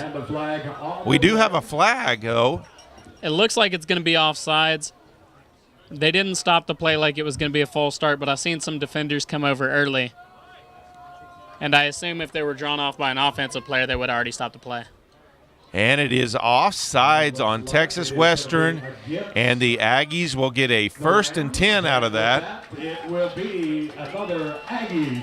As Diego Arenas hops off the field. And a senior being replaced, they'll give some other players a chance to come in and play with this big lead. Scott drops back to pass, looks over the middle, gets the ball to Kinnitic. He's loose to the 5 to the goal line. And he's it in is for the a touchdown. Kinnitic from Texoma, Oklahoma for the touchdown. Oh, we've got a flag on the field, and it is holding on the Aggies. And that's too bad because that was about to be a proud moment for the Panhandle here. Already a proud moment for the Panhandle. Our team's up 51-0, but Nate Kinnitig, kind of a hometown, homegrown guy. Would have been great to see him score here in this last game. But he still might.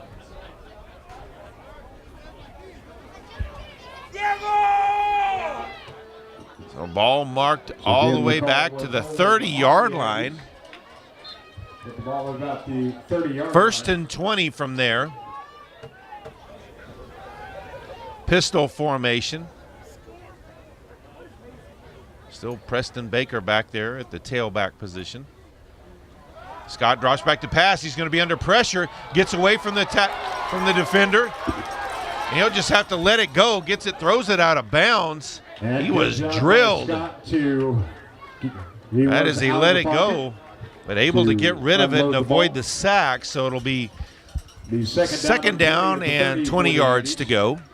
And a wonderful effort to get away from the defender who had him by the foot, but just barely able to shake him off there and able to get outside, tries to make something out of it, but ends up throwing it away so he doesn't have to take a sack there. Good awareness by DJ Scott.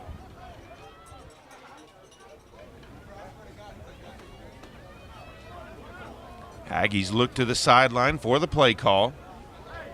They'll move into the pistol formation.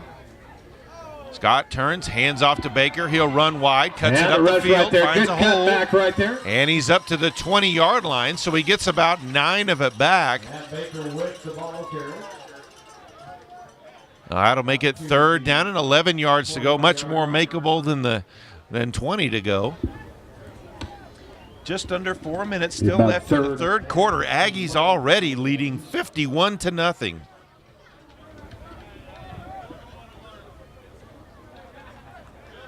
Trips to the wide side, one to the boundary side, pistol formation. Scott drops back to pass. He'll let it go wide. It's caught.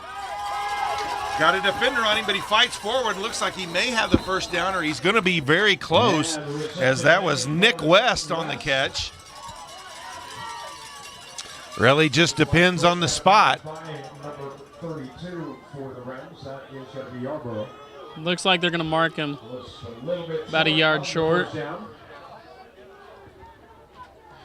Of course, our angle from here maybe isn't the best, but it sure looked like his forward progress was much closer to the first down marker than that. It looked like he possibly got across, but they've got it at like 4th and 2. So, Well, they got him almost where the defenders dragged him back to, as if he didn't receive forward progress, which hand off to Heyman straight up the middle, and it doesn't matter anyway. It's going to be 1st and goal for the Aggies.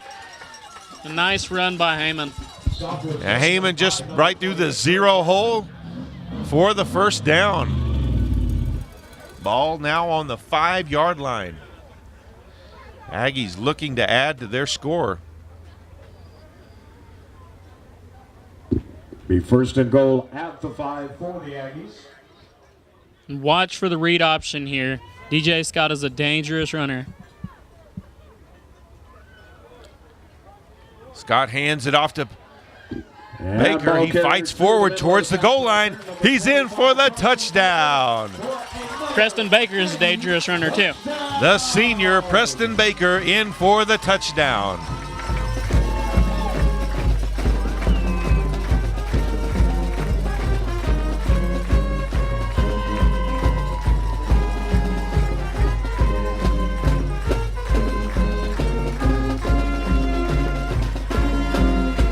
Clapham lines up for the extra point once again. Snap good, hold good, and kick is good as well. So the Aggies add to their lead with 2:13 left to play in the third quarter. It is now OPSU 58, Texas Western 0.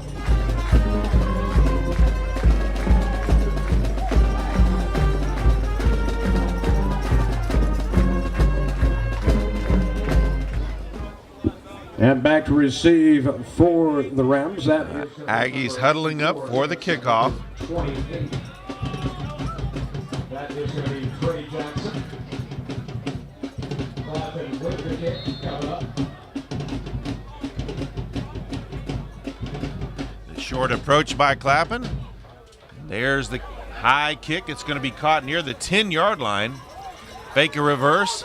He's up, finds a seam, but he's going to be dragged out of bounds. By number 32. By number 32, Jeffon Evans. He'll be 1st and 10 for the Rams near the 30-yard line. I'm getting to see a lot of new names that we haven't really talked about before. I mean, with the lead this big, it's one of the many good things of it is you get Ball is everybody a gonna be little placed playing about time. the 31-yard line for first down for the Rams. 1st and 10.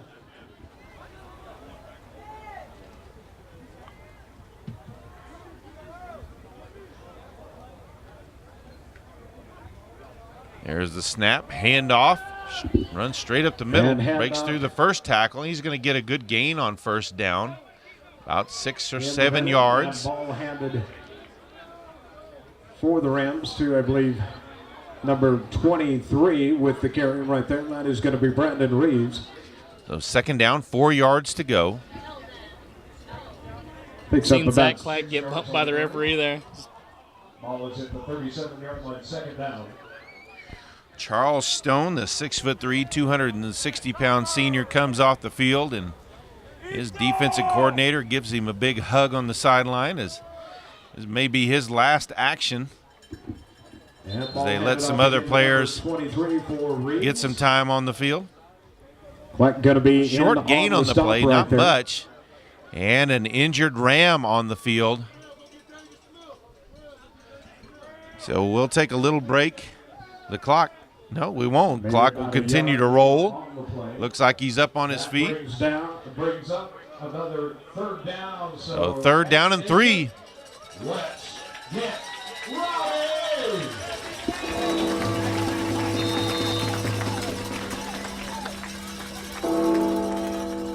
And we've got a timeout on the field. And it looks 52 like it is gonna seconds be left to a play in the 3rd timeout. quarter. It's OPSU 58, Texas Wesleyan 0. Again, a big thanks goes out to Anchor D Bank, of course, for their generous contribution to our stadium and to Oklahoma Panhandle State University. Also, a big thanks goes out to PTCI, our game sponsor for today. Empty backfield set.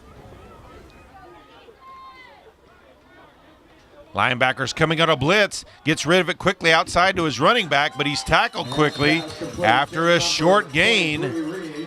To Darian Primes with a good tackle, good coverage. Looks like the spot's just going to leave him a little bit short here. The linesman on this side says, no, that's a 1st down, and who knows? You know, the team's down 58-0. Maybe he's giving them a little bit of a advantage.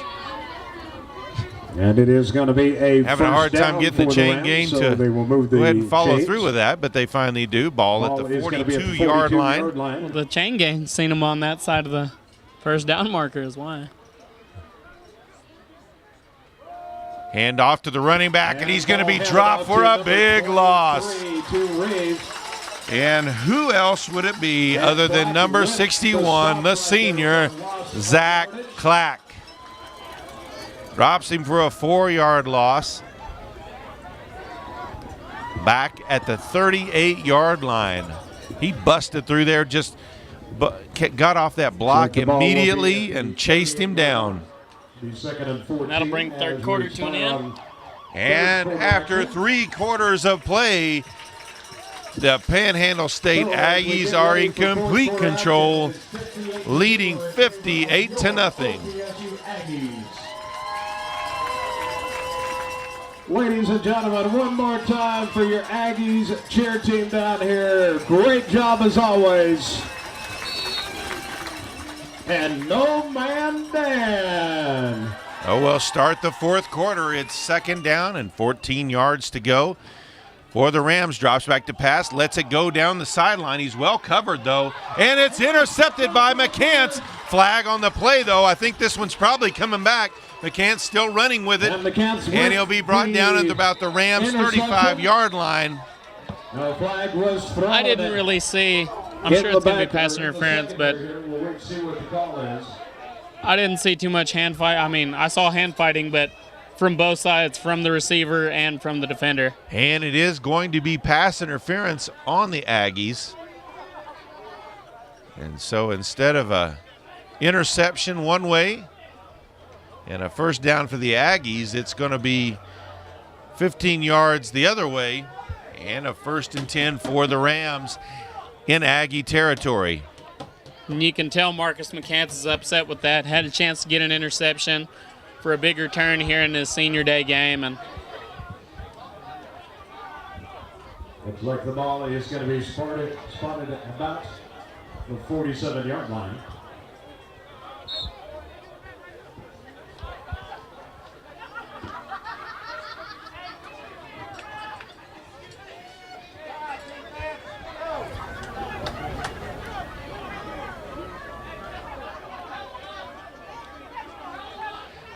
And quarterback keeps it. He's going to be dropped for a loss.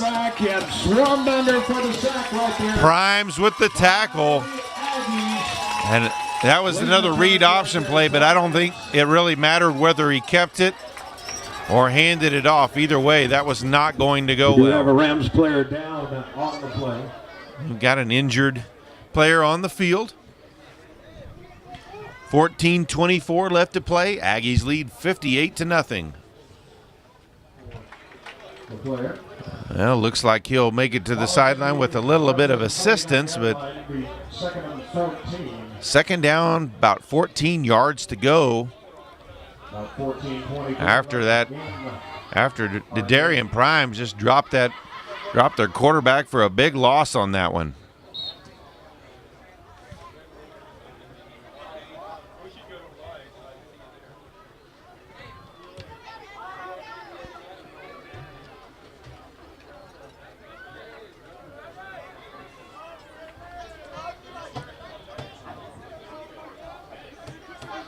Shotgun formation. He'll drop back to pass under pressure and just throws it out wide. That did not get to the line of scrimmage. He was not outside the tackle box.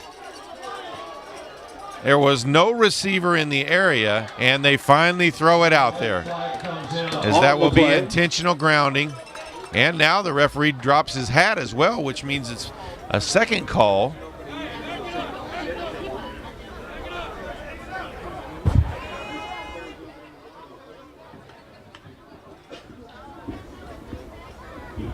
Yes, intentional grounding is the call. It's a loss of down on that play. And a big loss, as that one will be marked back inside their own 40-yard line. This game today, ladies and gentlemen, how about one more time for your seniors playing their final game here for the Aggies.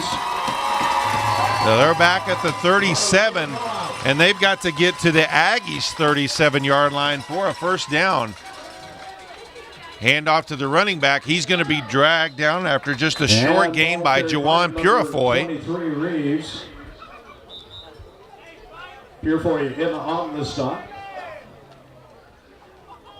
And that'll make it fourth down, and it'll be time to punt. Miguel Hudson back deep for the Aggies to receive the kick. Sideline warning on the Aggies. And they'll mark off 5 on that one. Apparently they've already been warned before. Well, it doesn't make too much of a difference here. It just makes it 3rd and 20 instead of 3rd and 25.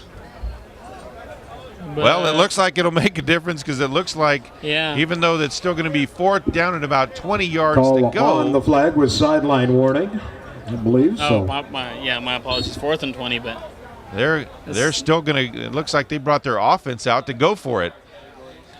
I got to be honest with you, when it's 58-0, if you're going to go for it when it's 4th and 20, I don't know why you don't just go for it when it's 4th and 25. I don't know that there's a ton of difference there in that.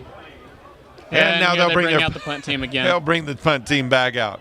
Well, you see the quarterback over here on the sideline. He looked really like confused. Reed He was will be asking, why are we bringing the offense out here? Maybe he thought that was going to give them a automatic first down or something. Hudson to field the punt.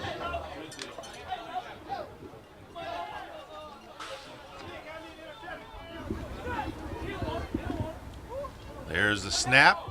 Gets the punt off. Call for fair catch out there by Hudson. He'll catch it at about the 20-yard line. And that's where the Aggies will take over 1st and 10 with 13:01 still left to play, leading 58-0. 13 minutes left. I'll be at the 21st and 10 for the Aggies.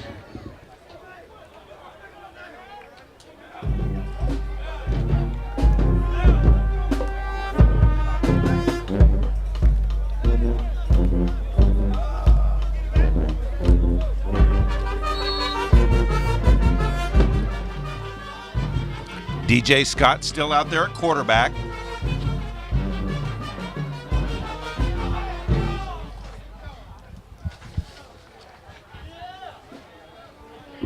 Pistol formation. He'll hand it off. And ball is handed off. And he's going to go nowhere on that one. Loss of about a yard on that play, as that was Augman on the carry. Ball is handed off to Cedric Augman. You know, one of the stats through 3 quarters of play, it's just amazing. The Aggies with 473 yards of offense, and they have held the Rams to just 94 yards, still under 100 yards of offense after 3 quarters of play. Scott drops back to pass, looks over the middle, has a Crossing route crossing right route. He's up to the 30, the 40, and out of bounds near the 40-yard line in Rams territory. That is number 80, Cooper Savage. And what a great play. Hits him on the cross, right in stride. One of the better passes we've seen by DJ Scott, and allows him to get out in the open, and Cooper Savage does the rest from there. Ball will be Ball spotted just outside the 40-yard line. Scott takes the snap, hands it off. Straight up the middle, breaks loose, he's into the open at the 20, and finally drugged down near the 10-yard line. It's going to be first down and 10, just outside the 10 for the Aggies. Cedric Ogman with a nice carry there. And what a good thing for him, you know, moves the ball in his last game in an Aggie uniform. Break off some of these runs. He got stuffed earlier down here, but that didn't stop him from giving it to him. We're talking about the offense and defense for the Aggies. Aggies through 3 quarters averaging 7.9 yards per play and holding the Rams to just 2 yards per play. Quarterback keeps it. Scott is going to get into the end zone for the touchdown. And barely touched. Good blocking from the offensive line, but good read from DJ Scott.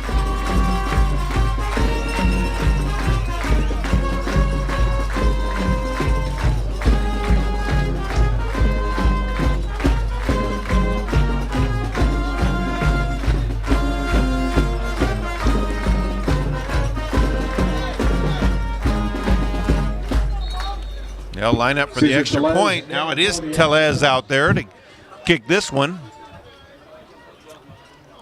Snap is low, hold is up there. The kick is good. So with 11:21 still to play, the Aggies now lead the Rams 65-0. And here comes the Spirit Rider again, crossing the field. That horse is going to be tired.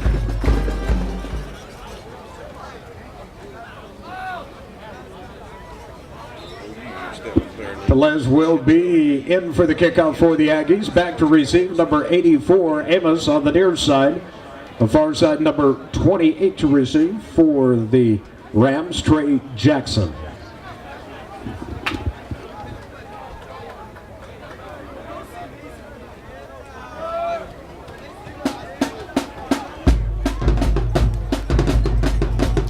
So Tellez will kick off for the Aggies.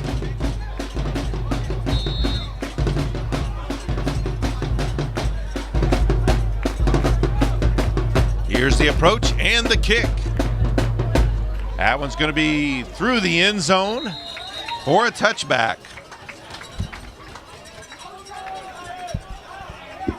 And Tellez with the kick. It will be a touchback.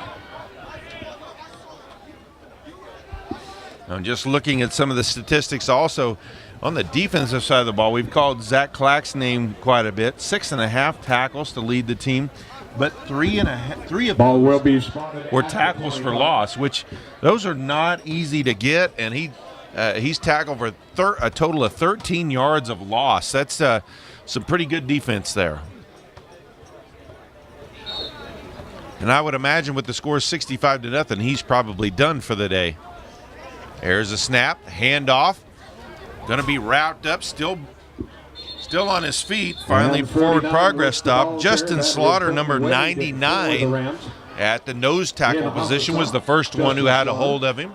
They'll give him a yard on that one. So second down, 9 yards to go. And this defense not showing any signs of fatigue yet. Still playing top-notch football, but when you have this sort of lead, you can sub in and out personnel so everybody stays a bit fresh.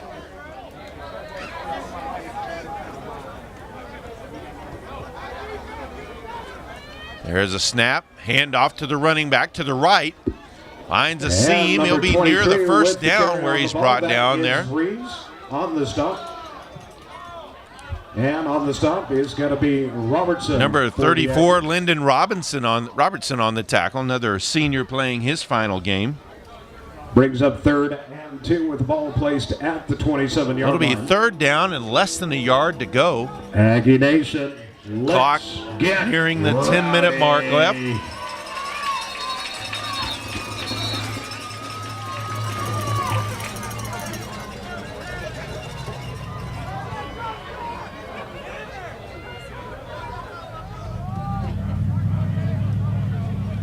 And they get the clock situation straightened out.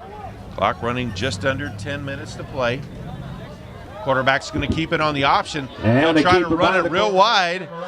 And he's going to be brought down after a short gain. Too wide. Gets the stop right there. Got an injured Aggie on the field. Evans. Number 32, Javon Evans made the tackle. Down on the field, number 37, Terrell Fallon. Let's hope he's okay. Terrell Fallon down and taken up on the play.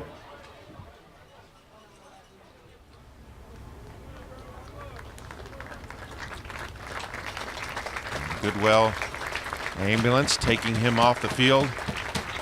Sometimes, which we don't know the extent, sometimes they looks much worse than it actually is because they'll take every precaution just to make sure that there's no head or neck or back injuries, no kind of spinal injury there, and just want to be as precautionary as possible. So 2nd down, 6 yards to go for the Rams. Ball is going to be at 9:45 left to play in this one. Aggies leading 65-0.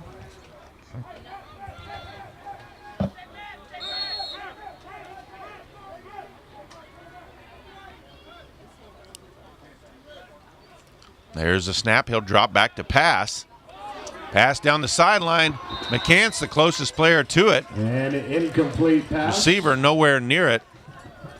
A little too high for DeLeon Williams. 3rd down. It'll be 3rd down, 6 yards to go. What you got to do, Rowdy Nation or Aggie Nation, let's get rowdy.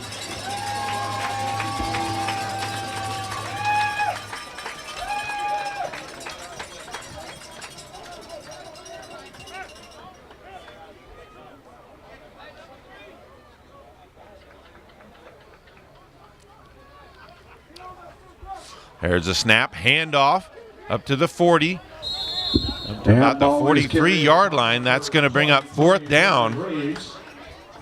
And Slaughter in on the stop to bring up. And they'll punt here. For the Rams. And it looks like they'll bring their punt team on 4th and about 2.5 yards to go. All right, Aggie Nation. Miguel Hudson will go back deep to receive the punt once again. You're going to have to be careful with the sun shining bright in his eyes over there. Make sure he fields this punt cleanly, and if he can't, just let it go. There's the punt. Kind of a low driving kick. Hits one of the Ram players, so it'll be dead there. And stays away from it, so the Rams will down the ball right there. So 1st and 10 for the Aggies with 8:33 left to play in the ballgame, already leading 65-0.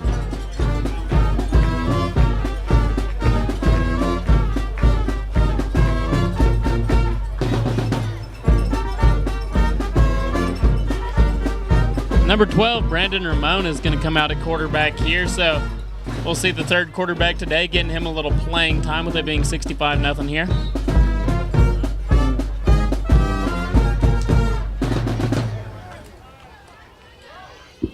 Ball on the 23. Ramon turns, hands off to Ogman.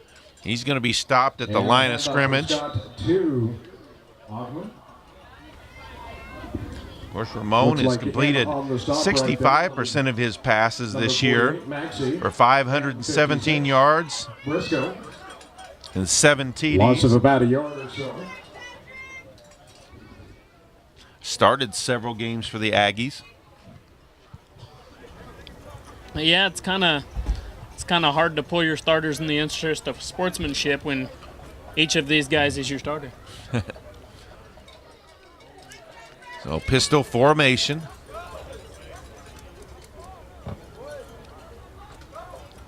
There's a snap. He'll turn, hand off this time to Baker. Baker trying to get outside, but just too many Ram defenders there. He'll be pulled down all the way back at the 15-yard line, so big loss on that play. Baker with It's going to be 3rd down and about 16 yards to go. Ball will be spotted at the 15-yard line. About 3rd and 18. Same pistol formation, 2 split to the wide side, 1 to the boundary side.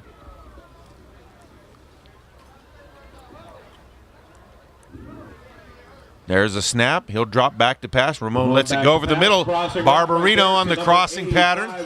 He's not going to get it all back, but he gets near the 30-yard line. Barbarino. And so the Aggie punt team will come onto the field as he's marked at about the 29-yard line. So 4th down, about 4 yards to go.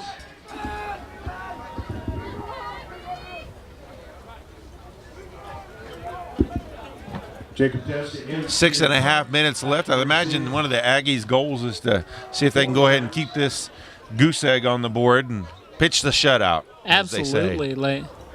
And Jacob Tess has had a strong leg today. There's a snap and the kick. Kind of a line drive kick. Bounds high, picked up. Tess takes He's going to be dragged down right away. Number 19, Jordan Randolph on the tackle. But it was still a good decision for him to pick it up, because if he hadn't, it was going close to the goal line. So it'll be 1st and 10 from the 30-yard line with 6:06 left to play for the Rams.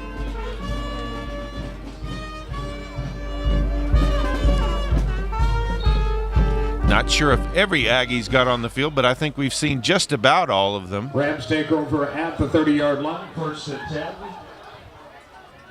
Just a little over 6 minutes left in the game.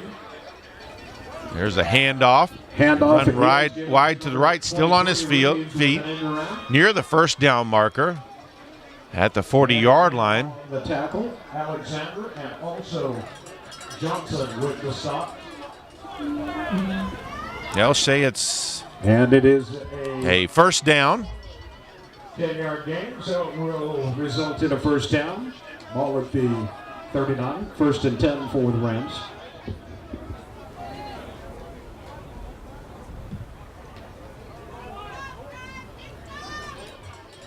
There's a snap, handoff to the running back of the middle. He's going to be stuffed there.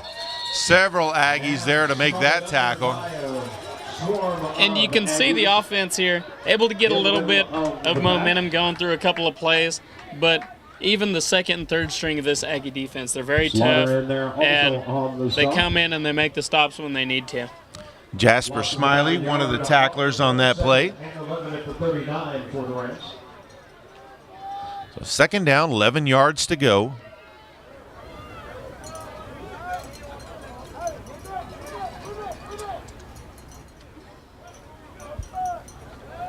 He dropped back to pass, throws it towards the sideline. He's got a receiver out there, but also a defender. There's a flag that comes from behind. There was a receiver, a referee back right beside the play. He doesn't make the call, but the guy 20 yards behind goes ahead and makes the call. And incomplete pass, but a flag. Well, it looks like Jordan Randolph was holding on to him a little bit there. And again, that's that height advantage. Number 88, James Gordon, has. He's 6'4", and he's really fast. And almost any time he runs a seam route up this left side, the quarterback's looking his direction. So defensive holding call on that. They'll mark off up to the 50-yard line, 49-yard line. It'll be 1st and 10 from there. Ball will be spotted just shy of midfield, about the 49-yard line.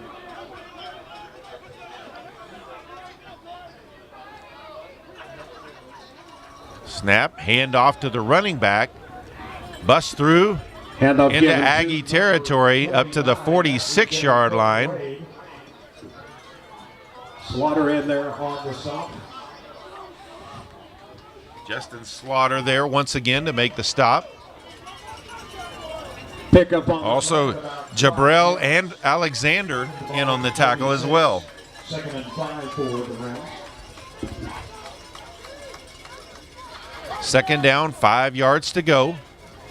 There's the handoff again. He'll fight forward near the first down marker. It looks like he may have it. Looks like him on the tackle. And they will say it's a 1st and 10. This number 49 for the Rams, a little bit bigger back. They had 23 in there for a long time, and now he's come back into the game. But he's a smaller speed back. 49 is a really large power back, one of the bigger guys on the field. Ball on the 41-yard line, 1st and 10 for the Rams.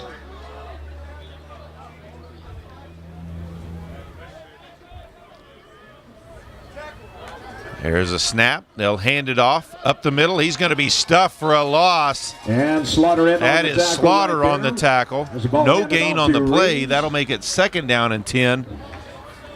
About a yard What a loss great on name the for a play. D-lineman. Spot the ball Clock at under 3.5 minutes. Still to play. Aggies hoping they can hold on to this shutout. for the Rams.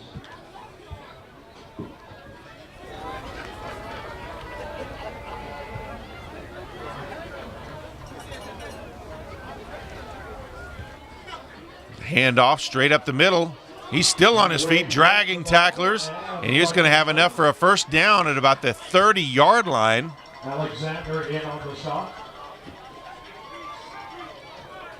And you can see on the very far side, number 88, James Gordon for the Rams.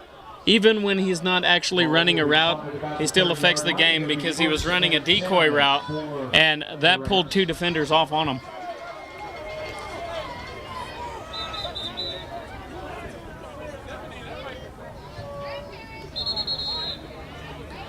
And we have an official's timeout on the field. As Justin Slaughter will leave the field. Number 51, Jordan Bars, will take his place. Might have been an injury that they decided he needed to go off the field for at least a play.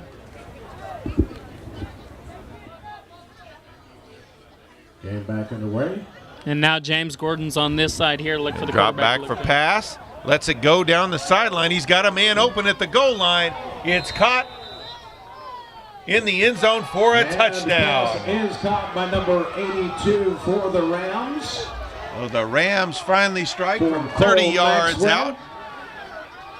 And they're off the schneid. The Schneid, I like For that. the parent touchdown, we do see a Show my age with that call. flag on the play.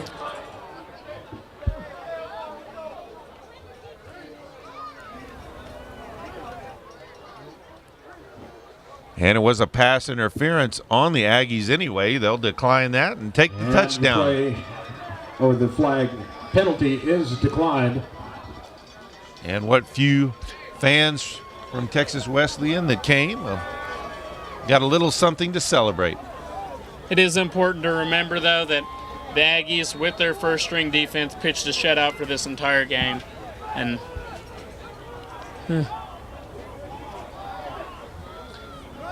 And Wesleyan's still trying to get one more player on the field. Still plenty of time on the play clock, though. Just now under 10 seconds. There's the snap, the hold, and the kick. And it wobbles And kick wide. is off. So It's the no score, good. So, with put 6 up on 2:19 the left to board, play, brings the score it's 65 OPSU 65, Texas Wesleyan 6. Looks like the Aggies are going to finish the season with a 7-3 record, 6-2 in their first season in the conference that they're in, and back in NAI, and I think they're right where they belong. The size of school, everything, it just fits, and first great season. Caught by Preston Baker at about the 15, Preston Baker's and he's going to be brought down and swarmed under. inside the 35-yard line at about the 33, so it'll be 1st and 10 for the Aggies from there. So the Aggies will take over on the offensive side of the ball.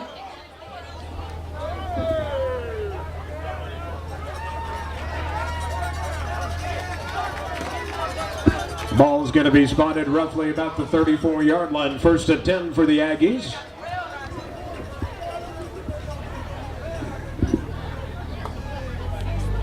The Aggie offense back out on the field. Ramon, the quarterback. George Dominguez, the running back, in the backfield with him, another local kid from Turpin, Oklahoma. He'll turn, hand it off to him. He's up to the 50-yard line and into Ram territory. Dominguez with a great run on that play. First down for the Aggies in Ram territory. And the key thing on that was the burst. Once he got past the line, just able to show off his speed. The first down for the Aggies. Clock under 2 minutes left to play. At the 47-yard line, 1st and 10.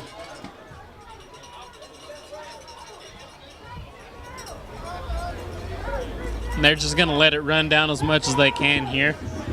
Use up as much of this game clock as they can. Play clock at 5 now. Turns, fakes the handoff. Scott's going to keep it on the read option. And Ramon with the ball around. Down the sideline inside the 30 and stepped out of bounds. Knocked into the kicker's netting over there. We've got some problems at the midfield stripe as well. They're going to add 15 yards onto that one. First down.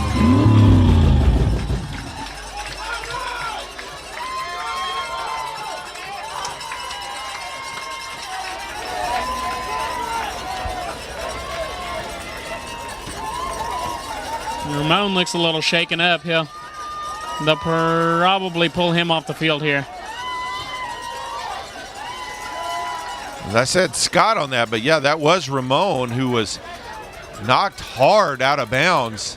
It looks like he's still trying to recover from that.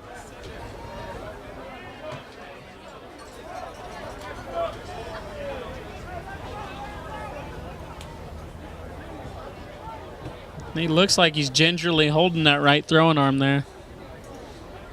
Of course, with 1:28 left and a 65-6 lead, he's probably not going to be throwing too many passes. As long as he can turn and hand off, I imagine they'll let him stay in and finish this one off. And we'll see what the call is here. Holding on the Aggies. And a personal foul penalty, late hit on Texas Wesleyan. So they'll mark off against the Aggies. It's one of the few times where they'll mark off both penalties, which nets the Aggies a 5-yard gain on that. And also gives them a first down as well. Ball inside the 35-yard line. And victory formation. And the favorite formation of all, the Aggies are lined up in their victory formation.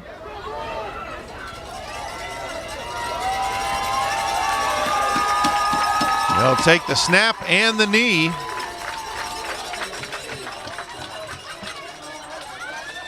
They'll have to do that a couple of times here, but as I mentioned, Aggies going to finish 7-3, 6-2 in the conference.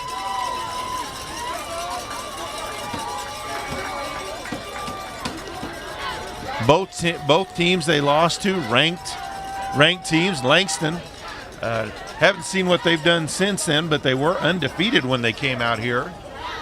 And Aggies had a lot of trouble with turnovers and penalties in those two games, or they'd have been right there to win those games as well, both of the conference games.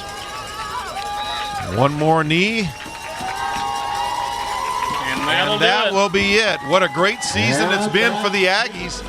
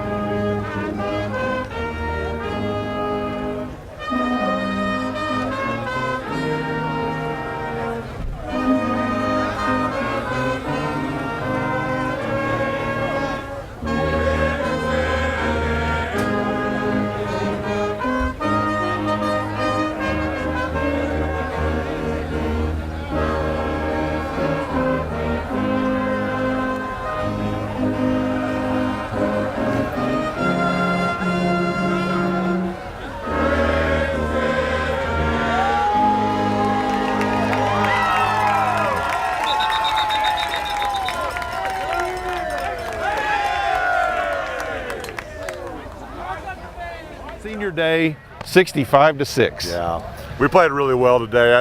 You know, our guys would have had a lot of reasons to, after the 2 tough games here a couple weeks ago, to not be a real focused group. But I mainly just kept talking to the team about, let's send these seniors out the right way. You know, we had 17 guys, 6 offensive linemen. I mean, there's 120 starts in that group of guys just alone. And so I was really proud that the team came out, played hard today. I thought we played hard really the entire game. And I was real happy with our effort today, and glad to send those guys out the right way. Well, they maybe had the opening onside kick, but from that point on, you kind of dominated. Looking at the stats, about 600 yards of offense. Yeah. They didn't even have 100 yards of offense until the 4th quarter, and really kind of that last play where they did break the goose egg there. Sure, but just a great performance all around, wasn't it? Yeah, we were really happy. Our defense had a goal. I think they were in the top 8 or 9 in the nation. They wanted to finish the year in the top 10 in the nation. I'm sure we did that today. They played really, really well. I was real happy really with all 3 phases. I thought we played hard. It was good to see our offense go out there and put up some points early today. And, it gives you, any time that you win your last couple of games, it gives you a lot of momentum going into the off season. Like I said, I'm just real pleased with the way we're sending this group of guys out, I couldn't be a prouder guy right now. So, well, they were a special group, that's for sure. Also today, not only your seniors celebrated a lot, but boy, you had a lot of young players that made some promising plays. Had some freshman wide receivers, a couple of them who just made some fantastic plays. We made a lot of plays in the throwing game today. We knew that was going to be a matchup problem for them, and it was good to see us do that and have success doing that. Like I said, a lot of it just momentum going into the offseason. But, historically, we even though as a team we felt like we left a little bit on the table this year, it's the second time we've gotten to 7 wins since 1986. And so from a historical standpoint, it's good. This group of seniors now is going out, their overall career, they have a winning record. It's a long time since a group of guys could say that at this school, and 3 out of the 4 last seasons have been winning seasons. There's a lot of real positive things that going into next fall we're going to be able to continue to build on. We got a lot of guys to replace. That's our job during the offseason, but we really want to enjoy the win tonight, celebrate these guys, show how much we appreciate how much they've done for us, and we just hope that we can continue to build on the success we're having. Well, Coach, thanks for joining us, and 7-3 on the season, 6-2 for initial season in the Central States Football League. That's next year. Let's go win the conference title, right? Yes, and absolutely. And I just want to say appreciation to you guys for your coverage this year.